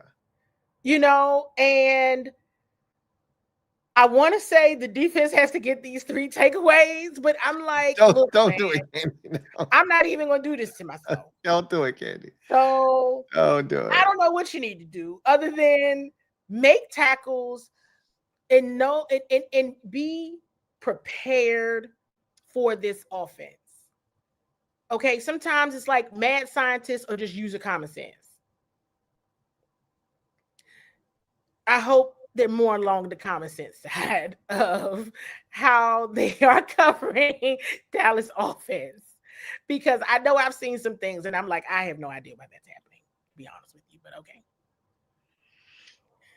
And I think that some of what we've seen, I mean, have we seen that Frankie Louvu that everybody fell in love with last year? Has everybody seen? And these are questions, you know, I've asked about Frankie Louvu. What do you think about Frankie Louvu? You know, he's treating him like a big. I asked that question. I asked about Mikey because you and I talked about that. We asked about Mikey. You've heard me ask about Bobby Wagner, the snaps and all that. I'm asking about all the players everybody's talking about, and they're talking about these players, and I get it. I understand. But how does that show up on the field in the scheme on game day? Yeah, we're getting flashes from Frankie, right? He had the 4th down play on Monday. Right. He was really good. His best game of the season was against Atlanta. Absolutely. Coach mentioned that to me when I asked him about Mikey. And he said, you know, another player who improved this week was Frankie. But it's like that was still 2 games ago. Yeah. Yeah. So then it again, consistency. It's the one thing this team is lacking. The one thing they're consistent at right now is being inconsistent. So they get that consistency back. You've heard me ask questions around what does October football look like for you, right? In the just asked Jaden that today. I asked Jaden that because I asked Coach Quinn at the top of the month. Then I asked Coach Witt because at this point now I'm using my clues and I'm pulling receipts of the this don't look like that. Right. His don't look like that. And then I asked Jaden today, and he basically confirmed what I just said. Yeah. Candi, like, I know what you said. This don't. This ain't matching up. It's not matching up. So if you all haven't heard so that's how I do my reporting. I want you to tell me the expectations. Look at them. Right. Is it that? I asked Jaden today, and he was very clear. I don't think you're not there. Nah, we ain't there yet. He said it. Yeah. He literally said, I wrote it down. He said, we're an unfinished product. He said that we got to get hot at the right time. Clearly, they're not there yet. You want to be playing your best football at the right time, but you got to start winning some games while you're trying to figure out how to get to that point where you can get hot. Can't be 3-4 games under 500 and then decide to get hot, right? So, and part of getting into the playoffs with no question is winning the division. Yeah, and it's a division game against the rival. I don't care what anybody says; it'll still be a rival game. Yeah, it'll still be a rival. It's not going anywhere. Will still be a rival. We can talk all the trash we want about how the rivalry ain't no more. It ain't this, it ain't that. No, yes, it is. It always gonna be. It's too many fans that grew up on this that this will always be a big rivalry, and so it's definitely Dallas week, and this game takes on new meaning because of the fact that we didn't win. You know, it makes it even much more because you lose to Dallas, and then Dallas is ahead of you in the division. Like, this is a massive game because you didn't win on Monday, so. You really put yourself in a tough spot. Now you got to go out and you got to respond. And I think you're going to see a Jaden Daniels locked in because he knows. He knows. Yeah. He knows. And I think you're going to get him in one of those, mind states and mindsets where he's like, all right, I got to atone for my mistakes on Monday. Yes. So I can see that. I don't, and this is not, and I've said this all week. I think it's hard to be critical of Jaden because everybody loves him. And he's such an amazing human. He's such an amazing football player. It's so hard to be critical of him. And it's so hard to be critical of Bill. And you don't have to be critical of them. You want to know why? Because they took accountability for it. And they mean it. It's not a riddle. It's not what he's supposed to say. He said it. And then he said it again. So let's see how they respond. That's right. You talk about keys. I'm like, go B5. And that should be enough. If you go out and you do the things that we know you're capable of doing against one of the worst defenses in football, why can't we do what everybody else has done against Dallas and light up the scoreboard and have it be enough? I made jokes. You made her. I said, hey, listen, I think the hard truth is, Jesus and Jaden got the Commanders out of a lot of jams last year. You ain't lying. You ain't lying. It is what it is. And he's just when he's him, they all follow suit. And it's like everybody's in their bag when he's in his. It is what it is. All right. So I got one question for you. I gotta take a quick commercial break. Come on the other side. We'll get to the comment section so we can get you out of here on time. Cool. What do you expect to hear from Joe Witt Jr. tomorrow? He last week did not, or 2 weeks ago when we spoke, he did not take accountability for the performance of the defense after the Falcons game. I gave him a pass. I get not wanting to, because a wise man once said, if you keep telling people it's your fault, eventually they're going to believe you, right? So you can't keep saying it's my fault. This defense isn't playing well. I'm going to make sure they play better. It's my fault. At some point, you got to say, no. I made the right call, which is, he didn't say that, but he implied that. Like, they got to do a better job of communicating. What do you expect him to say? Because that 3rd and 4, Dan Quinn, I'm going to read you what he said. He said today, or was it yesterday? It was yesterday. He said, we made, and this is a direct quote from him, and I thought this was pretty damning. Because I felt some type of way about that 3rd and 4 after the 2-minute warning. I felt some type of way about it. He said, we made some progress with the exception of that last 3rd down. Close quote. And I thought that was a direct shot at Joe Witt. Like, I don't know what the hell call that was. What did you call? That was the worst play call of the day. And it's the most critical down, because if you force a stop there, Chicago then has to go for it on 4th down. Now the game comes down to one play. You never gave us a chance because you called the softest zone coverage of the night. Colston Loveland ran 5 yards up the field and stood at the sticks. And Caleb Williams didn't have to think. He didn't have to come off his first read. He didn't have to do anything special. He just had to throw to an open receiver. I'm talking about Trey Amos bails out of there.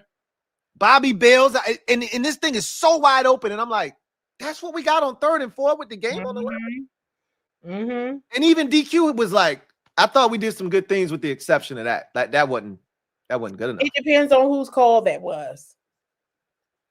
And I'm just gonna say that. It's got to be Joe's call. Who else calling the play, Candy? Bobby just calls, and so can Coach Quinn.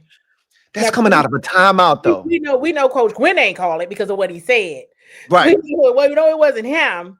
And that's coming out of a timeout, Candy. Ain't no way. That's a 2-minute warning. Ain't no way Bobby called that play. I would like to think nobody did, but somebody did. So what you think he's gonna say tomorrow? Well, he's gonna always start out with what they didn't do. Right. Right, when he thought he did well, but he didn't do what players. That's my favorite part of his press conference is when he come out and gives us like a synopsis of the game and all of that good stuff. And I love that part as well. And typically, like before the Atlanta game, sometimes I always go back and play a clip from there because I always want to know, did you know the personnel you were going up against? And every single time, absolutely, yes, they do. So if you listen to any of the scrums or anything after the game, if the players are asked, did they do anything any different? Did they give you any looks that you weren't used to? And typically players are like, nope.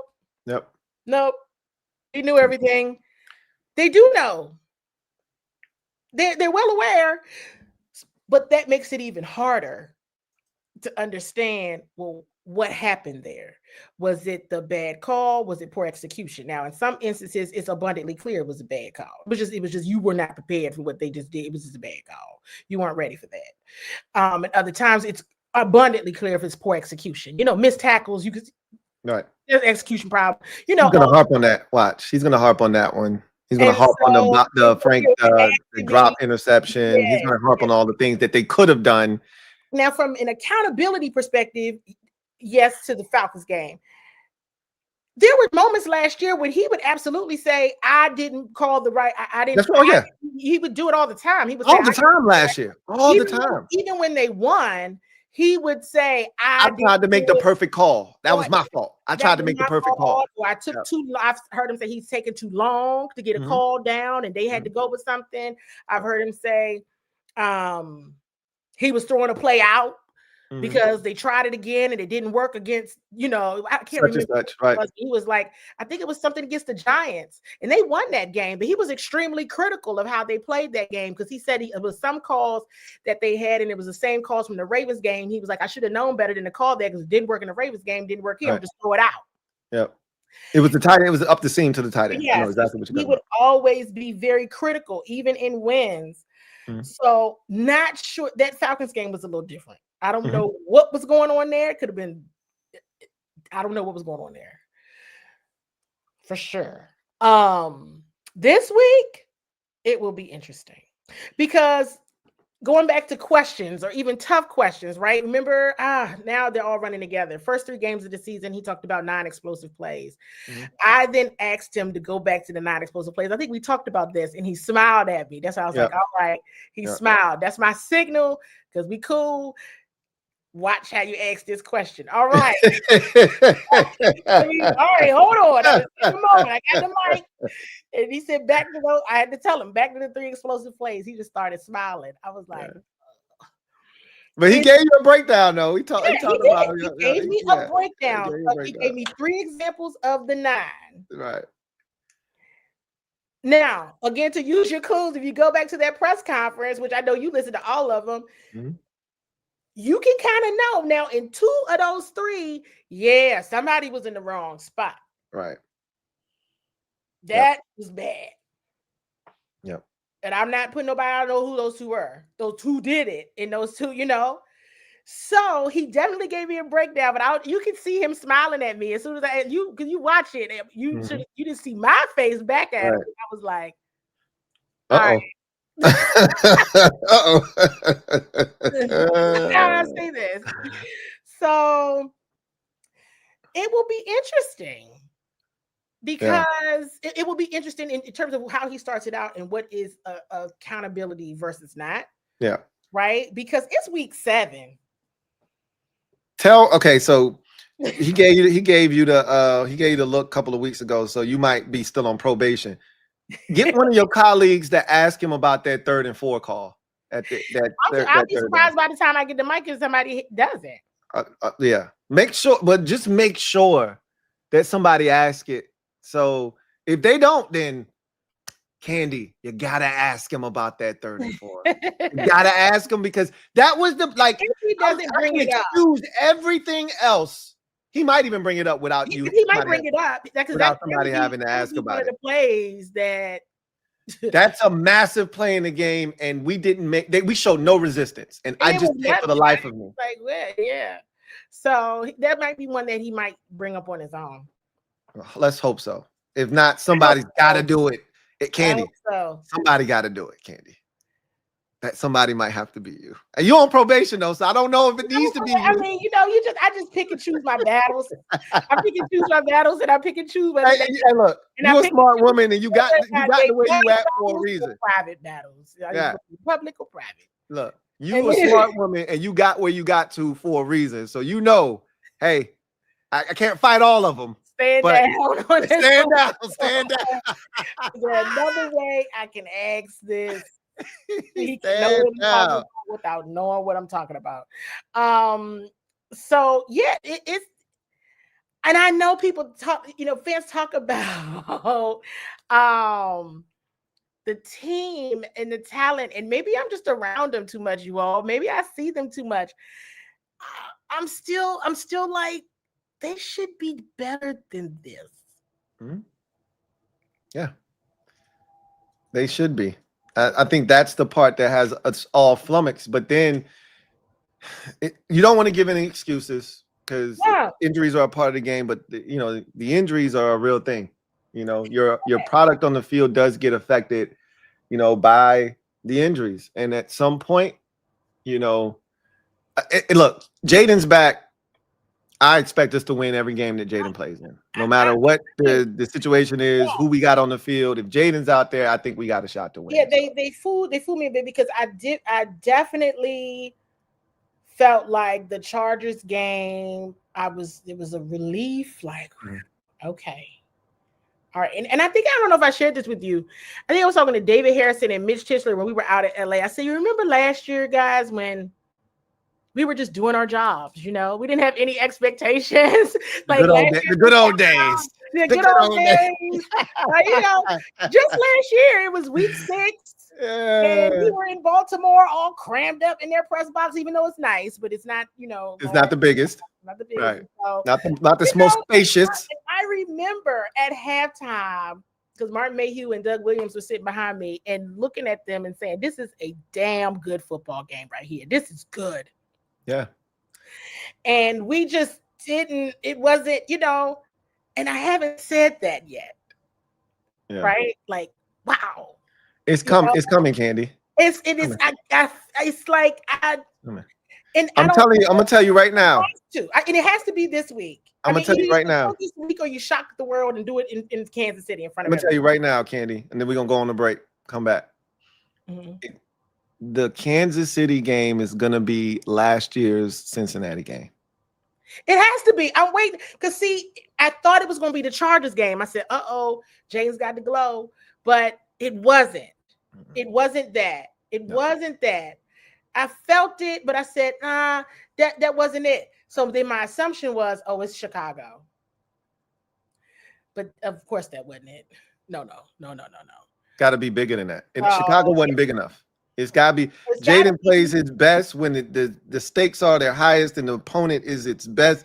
That's when you get Jaden going to that Mamba mentality. Everybody's rising to that. That's why I said, why do they got to wait till everybody's mad or until it's a thing? And I know I would like somebody's got to get a pick 6. I know that's kind of like a takeaway, but by this time last year they had at least one. That was on the though. I know, but I'm just. Let me get to this. This break. You talking about pick 6s? Like we get pick 6s. Let's go. Hey, shout out to Sleeper for sponsoring this stream. Let's get a word from one of our sponsors, man. Sleeper is the best way to experience and connect over sports together. It's a one-stop shop for all of your sports needs. You can celebrate and chat in the games in real time with other users, get the fastest scores, blazing fast news and alerts right at your fingertips. Play in fantasy leagues and win real money on picks contests. So enjoy sports the way they were meant to, together. Download the #1 sports app today. Predict the hottest football stats like passing yards, receiving yards, touchdowns, interceptions, and much more to cash in on your daily fantasy football skills. Use promo code LTN and Sleeper will match your first deposit up to $100. Terms and conditions apply. See Sleeper's terms of use for details. Currently operational in over 25 states. Check out Sleeper today. Sleeper. All right, so we're back and we're going to get to the comment section and see what you guys have to say. We're going to start with Crazy Negro. And this crazy Negro right here says that this really feels like a 7-10 season. Thank you for the super chat. Greatly appreciate you. These are the kind of comments that irk me because it's easy to throw something out there like that, right? When things aren't going well. And then if the team ends up 10-7 or 11-6, crazy Negro's not going to come back and say, well, I knew we were going to be there. He might come back and say, I knew we were going to do this. This is a great team. It's when you're down, it's easy to throw this out there. This feels like a 7-10 team. And I've been adamant. It's too early to have a definitive statement on this team. We just don't know with this team. And with Jaden at quarterback, I just can't see this team faltering and falling flat on its face. Now, if something were to go awry there, you got me. Hands up. You know, if Marcus Mariota were the quarterback of this team, that statement might not be too far-fetched. But this is a Jaden Daniels-led Commanders football team. I can't see this team, winning 7 games alone. What's your thoughts on that? You see a 7-10 team here? No. I mean, I think I predicted 10, right? Because I said, all right, this schedule is much harder. Yep. It's harder. And it's interesting, right? I think I may have told you this story, and I'll tell this story publicly. I predicted them winning 7 games last year, and a few people got a wind of that because they were like, know what you say when you're outside. So, I was terribly wrong, but I stood on that business. Like, hey, I didn't know, but I also, none of us did. Then we went back and forth, well, the close games, if you didn't win those close games, but they did. But they did. Exactly. So whatever. But I'm saying 10 because this is a hard schedule. It's much more difficult than last year. Absolutely. The joys and pains of being good and having a really good season last year. That's right. But I think 7 it's not that. I think they're having to adjust to some injuries early. This team has actually faced a lot of adversity already this season.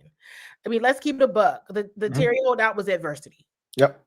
All right. The Terry holdout was adversity. I will say that again. It was. And then the injuries, it's been a lot, and they're having to adjust. And they're also having to adjust to the fact that they're now the hunted. Well, not according to Dan Quinn. They're not the hunted. They're the hunted. They just have to be more proactive hunters. They're still the hunters, but it's like, hey, you gonna sit on the throne and wait for them to come and blow your house down, or you just gonna go outside and you know what I mean?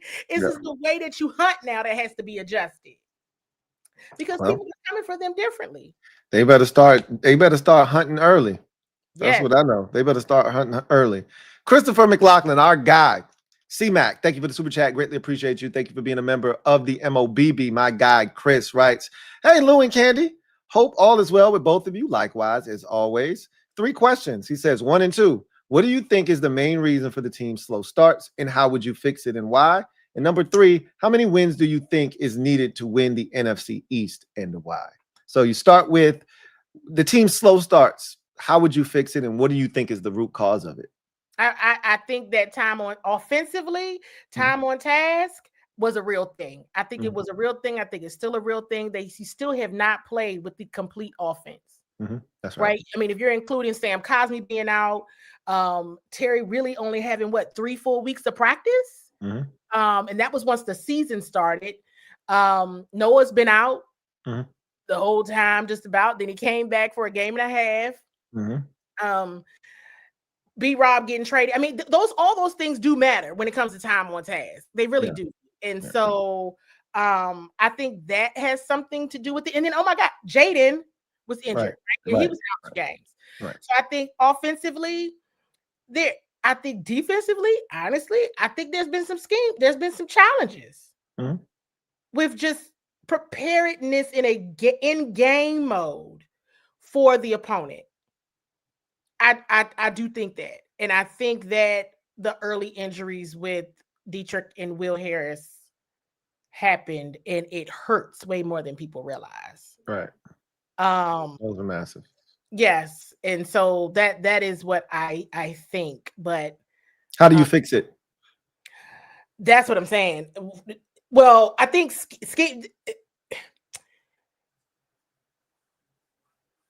Dan Quinn has got to step in and be very direct with his guidance. I'm not saying he hasn't been. Right. But he needs to be clear on what his expectations are and what repercussions are if they are not met. Okay. Because this doesn't look anything like what you expected or what the team looked like a year ago. They looked over prepared last year. It doesn't feel that way this year. How many wins do you think is needed to win the NFC East? You think you can win it with 10? Or is the magic number 11? I think the magic number is 11. I think that's the if you want to be safe, win the division. Safe. Yeah, 11 is I agree with that. I think you can. I think it could be 10 though. It might be too much of a tie. I don't know what else type of time everybody is. Yeah. And then when I say everybody, I really only mean the Philadelphia Eagles. Yeah, I knew exactly what you meant when you said it. But for clarification purposes, just be clear. Yeah. But I mean, but you don't want to get in playing devil's advocate. You don't want to get in a 8 and 9. You don't want to get in there. Yeah. I don't think you win nothing like that. Oh no. Yeah, they may not even get in. Yeah. With that record. Barry Gray Beats. Thank you for the super chat. Greatly appreciate you. Barry writes, why haven't they elevated Brooks yet? I don't understand. They actually did. They did. Ja'Cory Brooks was he played 3 snaps. What was it? 7 snaps. Yeah, he played 7 snaps. Yeah, mostly he played not defense, special teams. But he played. He was out there. They didn't release the I was trying to find it. They didn't release the snaps like they always usually do. Yeah, you got to dig for him. You had to dig for him this week. I still haven't found him. I told myself I was going to go back and dig for him because I wanted to see if he got any. I bet it was. But yeah, they elevated Brooks. He just they absolutely did. It made us think when he got elevated that Chris Moore wasn't going to be elevated. That's what it made us think. Yeah. So a lot of people thought that, and on the pregame, I had to break the news. Bust everybody bubble. You had to burst that bubble. Like, nah, that ain't what that means, y'all. Brandon, he's playing. He right there. He right there, warming up, y'all. I can see him. He's playing. I mean, I was like, whoa, everybody. Yes, 19-19. It's right there. He's right there. I'm watching him. Yeah, he's warming up. Yeah. There he is. All right, sorry guys. All right, not this week. Maybe next week.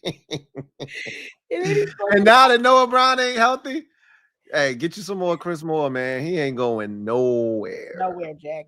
I'm sorry. Oh, I'm so sick and tired of that. Lisa Turner, thank you for the super chat. Greatly appreciate you. Hey, Lisa. She says, love listening to you both. That's right, Lou. Ask Candi to drop those gems. You know, she stay dropping some gems on our melon. Oh, yes. Thank you, Lisa. Thank you so much for the support, Lisa. Really appreciate you. Barry Gray Beats, thank you for the super chat. Double up. Thank you for doubling up. Who writes, do you think Witt needs to come out of the booth and down to the sideline? Do you think that would help? Good question. We've been talking about that. Because now it becomes what is contributing to the miscommunication. People talk about miscommunication, but do we really know what it is? Mm-hmm. So I'm not a defensive coordinator, not a coach. The sideline is dangerous. However, I was dangerous. Ask Dan Quinn. Dangerous place to be. But I've definitely said, this is actually a conversation Donna Lake and I were having on and with Felix Trammell as well. Like, you gotta come downstairs. You know, at what point do you say that? Depending on how it's going. Depending on what's going on. Um, I wonder if anybody's asked him that, like off the record, how he feels about that.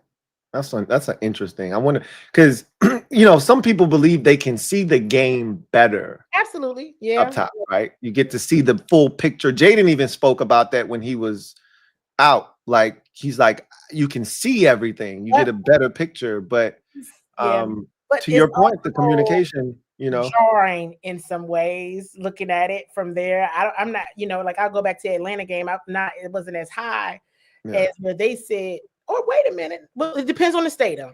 That's right, though. You guys sit up top. You guys can see everything too. And I will tell you, but though in Atlanta, I don't know. I mean, we should leave this alone. But I just, all I know is if I could see it, they could see it, and so I couldn't figure out what was happening. And so, I mean, I could see it before it happened. Yeah. So I think it's something to consider. I would consider it. I mean, I don't even, yes, a lot of people say they see the game better, and you absolutely can. But if there's a communication thing, if you need to be like, and here's the other thing, you could communicate something because Louie, you know this about me. I am a communication strategist, educated and trained in communication strategy. You may say something, but it's about how it is received. Yeah. And I don't know what's up with the technology. I'm not familiar enough with that process. Right. That is on my list of things to do, insider tip. So, but it's a thing. Yeah. It is a thing. And so I think this excellent question is definitely something to consider. Hey, that is interesting. Barry Gray Beats, stand up. You are the newest member of the MOBB mob. You know what to do. Show Barry some love. Open those arms wide. Embrace him. Show him what it's like to be a member of the mob. Welcome to the squad, Barry Gray Beats. Sean R. HTTR, thank you for the super chat. Greatly appreciate you. Thank you for being a member of the MOBB, who writes, LOL, I don't want to be messy. It's all good, Sean. It's all good, man. He says, so Louie, simple question. Do you believe in Joe Witt? Yes or no? No explanation needed. Just a simple answer. LOL. Do I believe in Joe Witt? Yes. I do still believe in Joe Witt, but my confidence in him is waning. It is waning. And it is because of certain aspects. And I've already said that I still struggle with no Jordan McGee, right? We saw the impact of Jordan McGee against the Chargers and what he can be for this defense. We struggle to stop perimeter runs. Why? Because we're a slow defense. DQ talked about second level fits. He's talking about the linebackers. That's the second level. You know why those fits aren't getting there? Because they're not fast enough. You want to infuse some speed into that defense? Put Jordan McGee on the field. How about this? Last possession of the game. You know they're going to run the football. Why is Mikey Sainer still in the game? So he can get pushed around? Why not put Jordan McGee in the game to help you stop the run? Why do I need to see Mikey Sainer still 12 yards away getting pushed all the way to the sideline? What's the purpose behind that? Why do we have to beg for a guy that can be impactful? And I know the Bears stayed out of 12 personnel, probably intentionally to keep a guy like Jordan McGee off the field. You think they're stupid? They watch the film. That's where coaching matters. Adjust. Figure out a way. I don't need to see a whole bunch of Darnell Savage when I can get Jordan McGee on the field. Figure out a way to get your best players on the field. I don't want to keep hearing, well, he's playing behind two really good linebackers. Great. Find a way to get him on the field somehow. Take Mikey off the field if you have to. Take Darnell Savage off the field if you have to. You can do 3 linebacker packages. And so I know there's been a lot of requests. The Chiefs do it. No matter if it's 11 personnel or not. They keep their 3 linebackers on the field. Yeah, there's been a lot of talk about taking Bobby off. And I'm like, because of and that's been a question that I've asked, right, with Coach Quinn and with Coach Witt, right? Just to share that knowledge of what Bobby Wagner brings to the field on game day. Right. And because of his intellect and all of that, that matters, folks. That matters. Okay. Now, to that point, you can have 3 linebackers on the field at the same time. You do not have to lessen their defensive snaps in order. You don't have to only have 2. When they would have Jeremy Chin last year at times act as a linebacker, though he was a safety, that was still like a 3 linebacker set, because that was the role he was playing, though he's a safety, right? I'm going to go back to the fact that Will Harris is hurt. Will Harris was essentially supposed to replace your Jeremy Chin. Okay, but he's hurt. So to that point, you got to mix things up with whether it's a Jordan, if you choose Darnell or what have you. Early on in the season, Tyler Owens had some mistakes in there. Now, I'm like, not seeing a lot of him. You're not seeing a lot of him. I'm like, those mistakes were bad. Now that's, they were bad, everybody. Okay.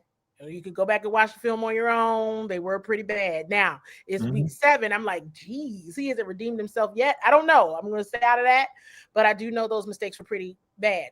Now I'll go back to something I said about the Atlanta Falcons game when Kane Madrano was active. And I thought that they were going to use that speed for Kyle Pitts. Oh, or Bijan. That's right. Follow Bijan.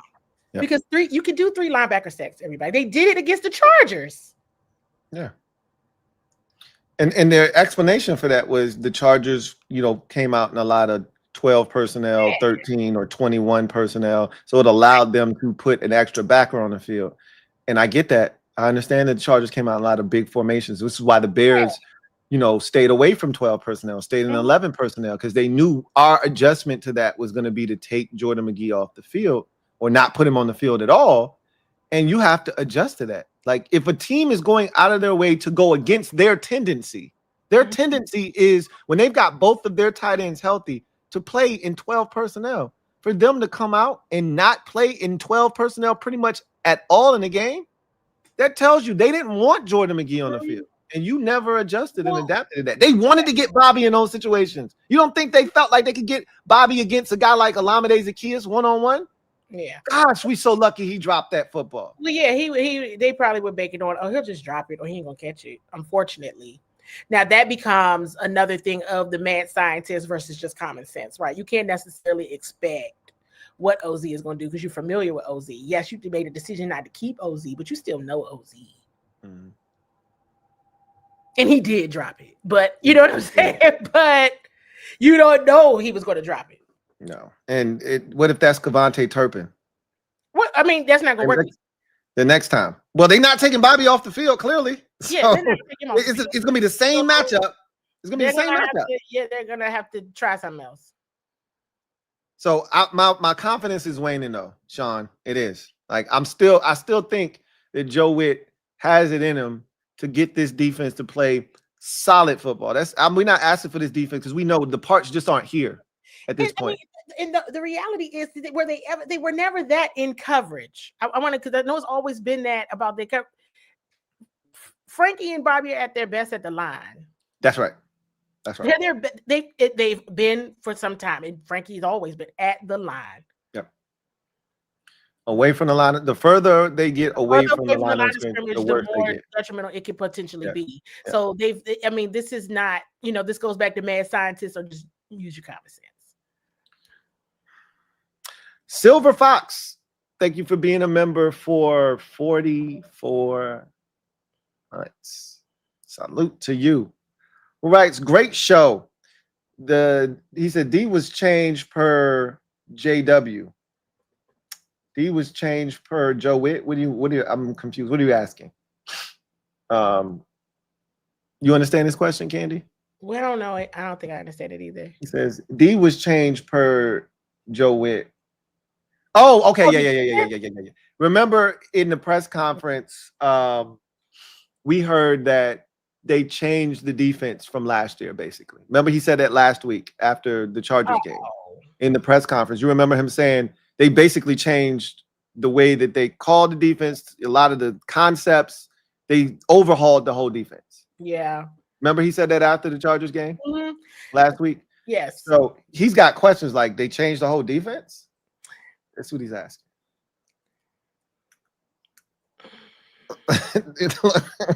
I see your face.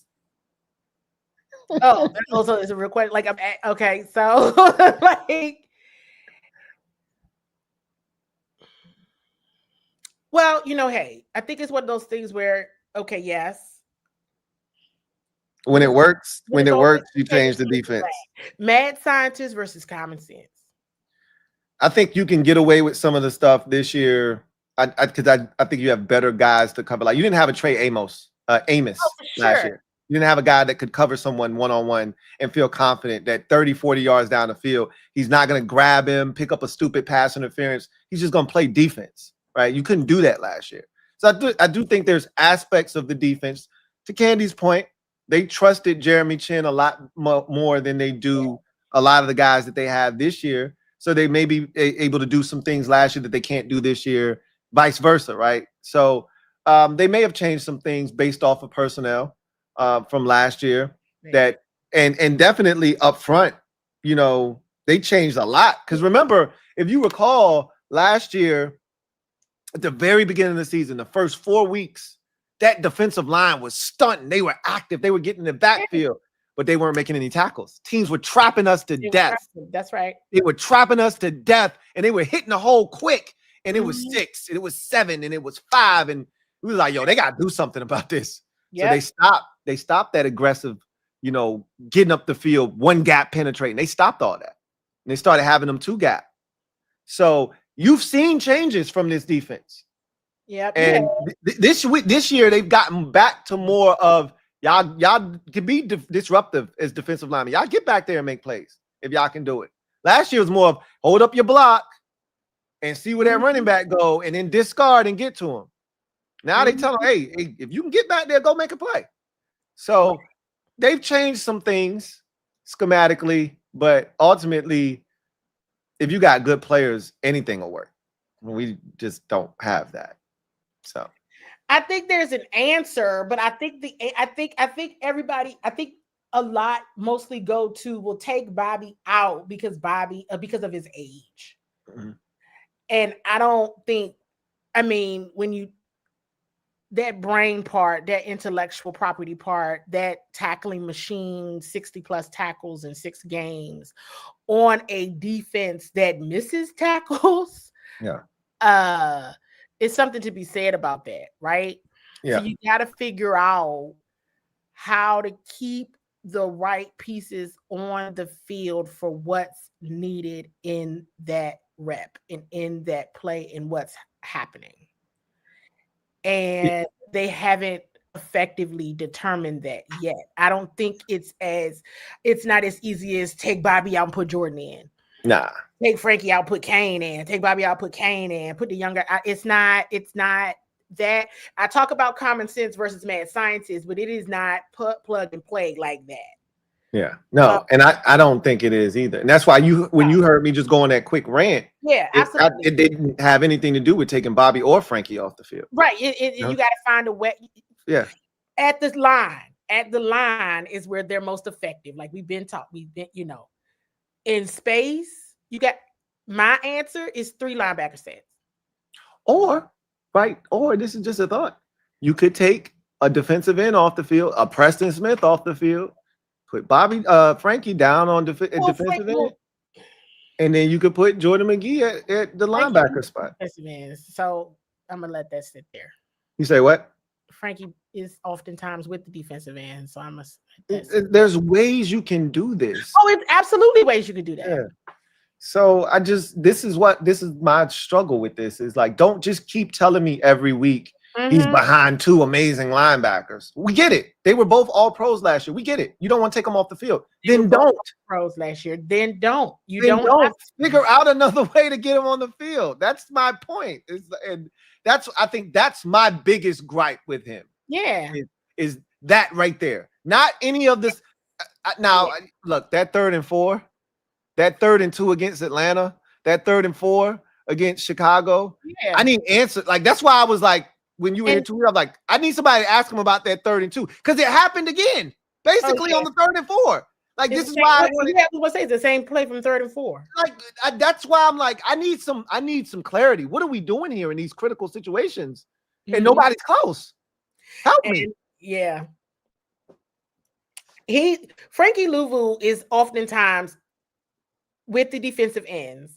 He oftentimes as well, at times, not oftentimes as he should be, is in the game at defensive end. Just not all the time. But he is though. But he's not there as often as you would think. Now, right. You may see more of that with Dorrance being with this happening going on right. Please let him not be seriously injured. We cannot afford Dorrance to be out. That was definitely something that I posted. That's definitely something that I discussed. I said, this is not you already, and so what's very interesting to me, what's going on at that position where they are incurring so many injuries. At that position? I mean, there's some of them are freak injuries. Like when you tear your pec, that could be simply you reaching out. Right. Yeah. You know what I'm saying? And that's what Javonte did. Like some of these are freak incidents, but it's just like, you know, I just hope he's all right. That's all I can say. I ain't got nothing. It just, we can't afford to lose Dorrance. It's like, no, I mean, and that's something that we've seen them do this, you guys, and it's happened in game. It just doesn't happen every snap, but they've definitely practiced that, and that is something that they have done repeatedly. I've seen it since last year, actually. So why it doesn't happen more often, I'm not certain. Doesn't make sense. Captain Obvious, thank you for the super chat. Greatly appreciate you. Thank you for being a member of the MOBB, who writes, less more is more. More lane is best. I love it, Captain Obvious. This is why you're the best, Captain Obvious. Less more is more. More lane is best. That was a nice double move, man, and a really good catch. We saw some great plays with Jalen Lane this past week. I mean, it's despite all the injuries, they could have won. And look, the puppies are growing up at the receiver position. Luke and Jalen. If there's one silver lining in all of these injuries, is that the puppies had to play and they're getting better. You're seeing the wide receiver group grow up. You're seeing the draft pick from last year, the draft pick from this year, really, really move it forward. And that's what you want. I mean, that's what you want at the end of the day. You do want that. You know, I would just be real frank. It stinks not to have it with the full package. Yeah. And you just can't assume you're going to get it. Package. But hey, this team's draft picks are getting it done, and their free agent acquisition in Deebo Samuel. Yeah. And the beauty of it is if we could just get all of them, just Terry, Deebo, and the two rookies, I feel great about that. Oh, yeah. Oh, not the two rookies, Luke and Jalen. The second year and the rookie. We can just get those four healthy all at the same time with Ertz and Bill, and I think we could have a dynamic, explosive offense. It's just like they're just the injuries, you know. It's right there though. It's right there. They have those pieces. I'm still confident in what they did in the offseason for certain, and I hope everybody else is too. But injuries happen. It's unfortunate. Captain Obvious. Double up. Thank you for doubling up. Who writes, what does the OC need to do different this week? Well, you know what would really help? Getting Terry back. That would help a lot. Getting Sam Cosmi back. That would help a lot. It would help a ton. Getting those guys back would work wonders. I really feel, though, they need to get back to what worked in the run game, which was the pulling scheme, getting those guys out in space, you know, pulling Chris Paul, pulling Tyler Biadasz, pulling Laramie Tunzel, getting those guys out in space. And if Cosmi's back, getting Cosmi out there pulling and getting him out in space. These are things that we've done highly effective this season. And again, I got to go back and watch the Bears game. I haven't done it yet. Shame on me. But that's something that has really been effective for us to this point. I would like to see them get back to doing that in particular. And I like that they got Jalen Lane the football, like on that little fake handoff, fake reverse toss to Jalen Lane. And then he got some head of steam. That's the first time we've seen Jalen Lane kind of touch it in that capacity. Normally they've reserved those type of plays for Deebo this season. So that would be nice if that were to happen. I heard everything he was saying, but I was trying to get some more water. All good. No worries. But yeah, no, I was like, everything you're saying is absolutely accurate. And it's right there. I think Cliff, time on task is a real thing with him, like I've been saying, but what they've been able to do with these pieces has been pretty cool. Yeah. Yep. It has been. And it's really been with Jeremy McNichols and Chris Rodriguez as well, because they have definitely been active contributors in that running back, that run back committee room for sure. Yeah, for sure. I mean, McNichols has, I think, adequately filled the Austin Eckler pass catcher out of the backfield role really well. He did have a drop on Monday night, but he also had a big third down and like 15 catch and run for 16 that should have resulted in, us being able to salt this game away. If I'm not mistaken, that was the possession where we fumbled on 3rd and 1. It could have been the possession where he threw the touchdown to Ertz. Again, I got to go back and watch the game because it kind of all went together. You're right. You're accurate. So he's been really spectacular. Had the big catch and run on a 3rd and 9 against the Chargers down in the, taking us down into the red zone. So he's been really good in that role, to your point. D. Bosby, stand up. You are the newest member of the MOBB mob. You know what to do. Show D. Bosby some love. Welcome with open arms. Welcome to the squad. D. Bosby. Jonathan Adams, thank you for the super chat. Greatly appreciate you. Jonathan writes, McGee and Louvu need to be the linebackers and Wagner blitz. Well, he can't blitz him on every play. No. It's not how defense works, Jonathan. But you want Bobby, to Candy's point, closer to the line of scrimmage. Right? And he's at his best when he's attacking the line of scrimmage, whether it's a run play or it's a pass play. That's when Frankie are at their best, both of them, when they're attacking the line of scrimmage, whether it's a run or a pass. But you can't just blitz him on every play. Can't be that obvious to the offense, right? And honestly, when they're not at the line of scrimmage is when bad things happen. Right. Yeah. Yeah. It just feels like there's got to be a way to minimize their exposure to coverage and, one-on-one situations. That play where OZ was, running across the field, that's a zone, that's a match. That's a zone match coverage, right? So essentially he comes across and now he becomes Bobby's man. And if teams know that they can isolate him in a man match situation, because that's essentially what it was a man match, they're going to try to take advantage of that. Yep. And so you got to try to minimize how many times you put him in that situation. Yeah, he shouldn't even be in that situation. Yeah. And again, my thing is, if that's what you're going to call, if that's the call, then get somebody else out there and move Bobby somewhere else on the field where he can be effective, whether that's blitzing, right? Or you put him somewhere else on the field where he can still be on the field and impactful, but you got to put somebody else in that spot. You know what's so interesting about, not to cut you off, I'm sorry. No, you're good. None of this was even an issue last year. Right. I mean, it wasn't, but it was, right? It wasn't, but it was, right. But it was still like. Let me tell you why, Candy, though. Why? Because we didn't see the defense as much last year because that time of possession you were talking about. That time of possession I was talking about. So you didn't get to see as much of this. You didn't see it. It was the time of possession.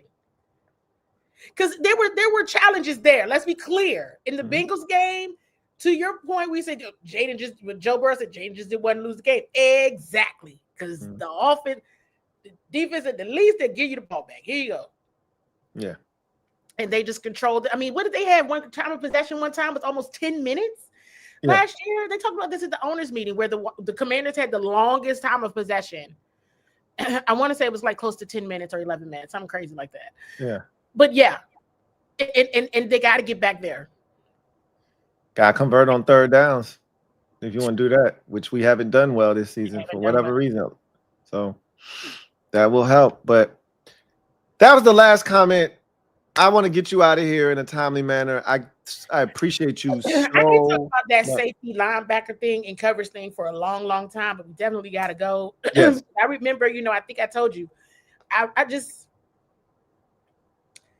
it was the, you know, and people always get frustrated with me when I bring up Jeremy Chin, and I'd be like, well, no, because Will Harris was the replacement for Jeremy Chin. Will Harris is injured. So a lot of these things that we're seeing right now, Will Harris got injured in the Raiders game. Right. So a lot of these issues we're seeing, and then what also happened in the Falcons game, remember Percy Butler was also out that game. Yeah. But it still hasn't alleviated the job role. Question: why certain people are doing certain things and they not before. Is his season over, or is that like short-term IR? Will Harris, I think he said he could come back. He said he could still come back this season. Okay. It'll be a while though. That's probably like a 2-month injury or something like that. Okay. Yeah. I won't bank on it, but it would be nice to get him back if he could come back. Yes. Not that Jeremy Reeves has been awful or anything. No, Jeremy's been fantastic, but I mean, there's a certain skill sets. Right. Like he's not a coverage safety. Even though he's had a couple of pass breakers, that's just not his skill set. That's not his strong. Coverage. So all the complaints, you know, everything we're seeing about linebackers in coverage, this would be happening. But to the fact that it's still a challenge, right? Because that's still not the answer. Yeah. I'm another thing is, why isn't Revo down closer to the line of scrimmage? I don't. That is what he does. He's a heat-seeking missile. Why isn't he closer to the line of scrimmage to try to affect the run game? No. But look, we don't get paid to answer not for that part. Is, you know, I ask questions to try to use your clues and put stories together and put pieces together. So one of my things right now, like I mentioned, October football. The team talks a lot about September football, what that looks like. October football, what does that look like? So I'll be asking some more of those types of questions out loud. And thinking about others, you know, that are asked publicly. You laugh so hard, you got to snort it. So it's because now I'm looking at expectations. Mm-hmm. Like if you're telling me, I know everybody told everybody else, and if it doesn't look that way, then I'm like, all right, what you gonna do? If it doesn't look that way, the math ain't mathing right now. Right, I only had time in November, December. Yeah. If you didn't get it in October. Yeah. And the pass rush is a challenge. It really is because of the defense in struggles, injuries. Sorry, injuries. And if Dorrance Armstrong has to be out, that's not good. Yeah, that's definitely a problem. I hope we don't have to go down that road, but I fear that we will. Elevate, thank you for the super chat. Greatly appreciate you. Who writes, I feel like we need to trade for Woolen or an edge. I've already said this. We're not in a position to trade away picks. We're in the season of acquiring picks, and I don't see them trading away anyone but Brandon Coleman if they are to go down that road. Doesn't feel like they're going to be looking to give away picks. We already don't have a second-round pick. We already don't have, I believe, a fourth-round pick, if I'm not mistaken. They're not in a position to be giving away picks. They're looking to collect them. You can't keep having 5-player drafts and trying to improve the, you know, youth and athleticism of this team. So I get you guys want to improve, but keep giving away picks isn't the way to do it. So I don't see them doing that. They're going to continue to find Band-Aid solutions to the things that are ailing this team from an injury standpoint. Jonathan Adams, thank you for the super chat. Greatly appreciate you. Double up. Thank you for doubling up. Who writes, we need to go tempo early and establish ourselves early and not have to come back if it's close. You can't establish tempo if you're not getting first downs. Yeah, if you're not converting on first down, if you're not getting the ball down the field, you can't establish a tempo. Yeah. They've been either making a mistake or doing early 3-and-outs on offense to start the game. Right. So even when Coach Quinn, and that was from a question that I asked, when he was like, when I say fast, I'm not saying like hurry up and score a touchdown per se. It's just still the identity, being who they're supposed to be. That's what that is, right? But they're off the field quick. Yeah.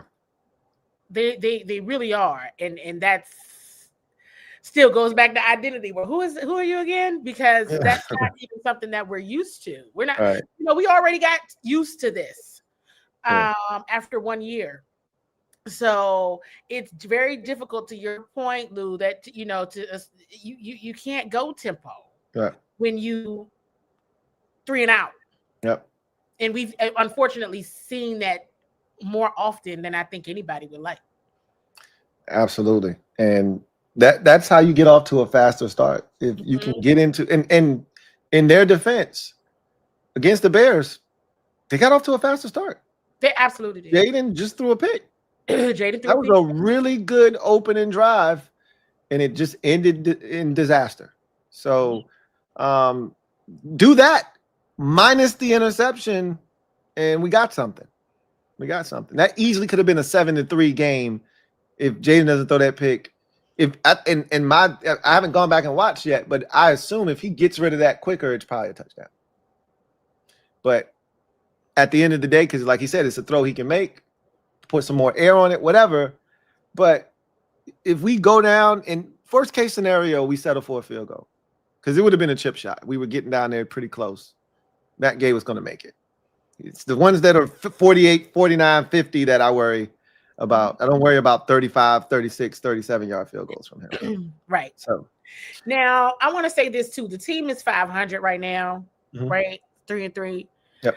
I don't think anybody should be like I said, I don't think the sky's falling, anything like that. Now, right. They lose to Dallas and everyone wanted to unravel, I would understand. Yeah. Well, you lose to Dallas and then have to go to Arrowhead for Monday Night Football. Yeah, look, you lose to Dallas, and this thing is coming apart at the seams.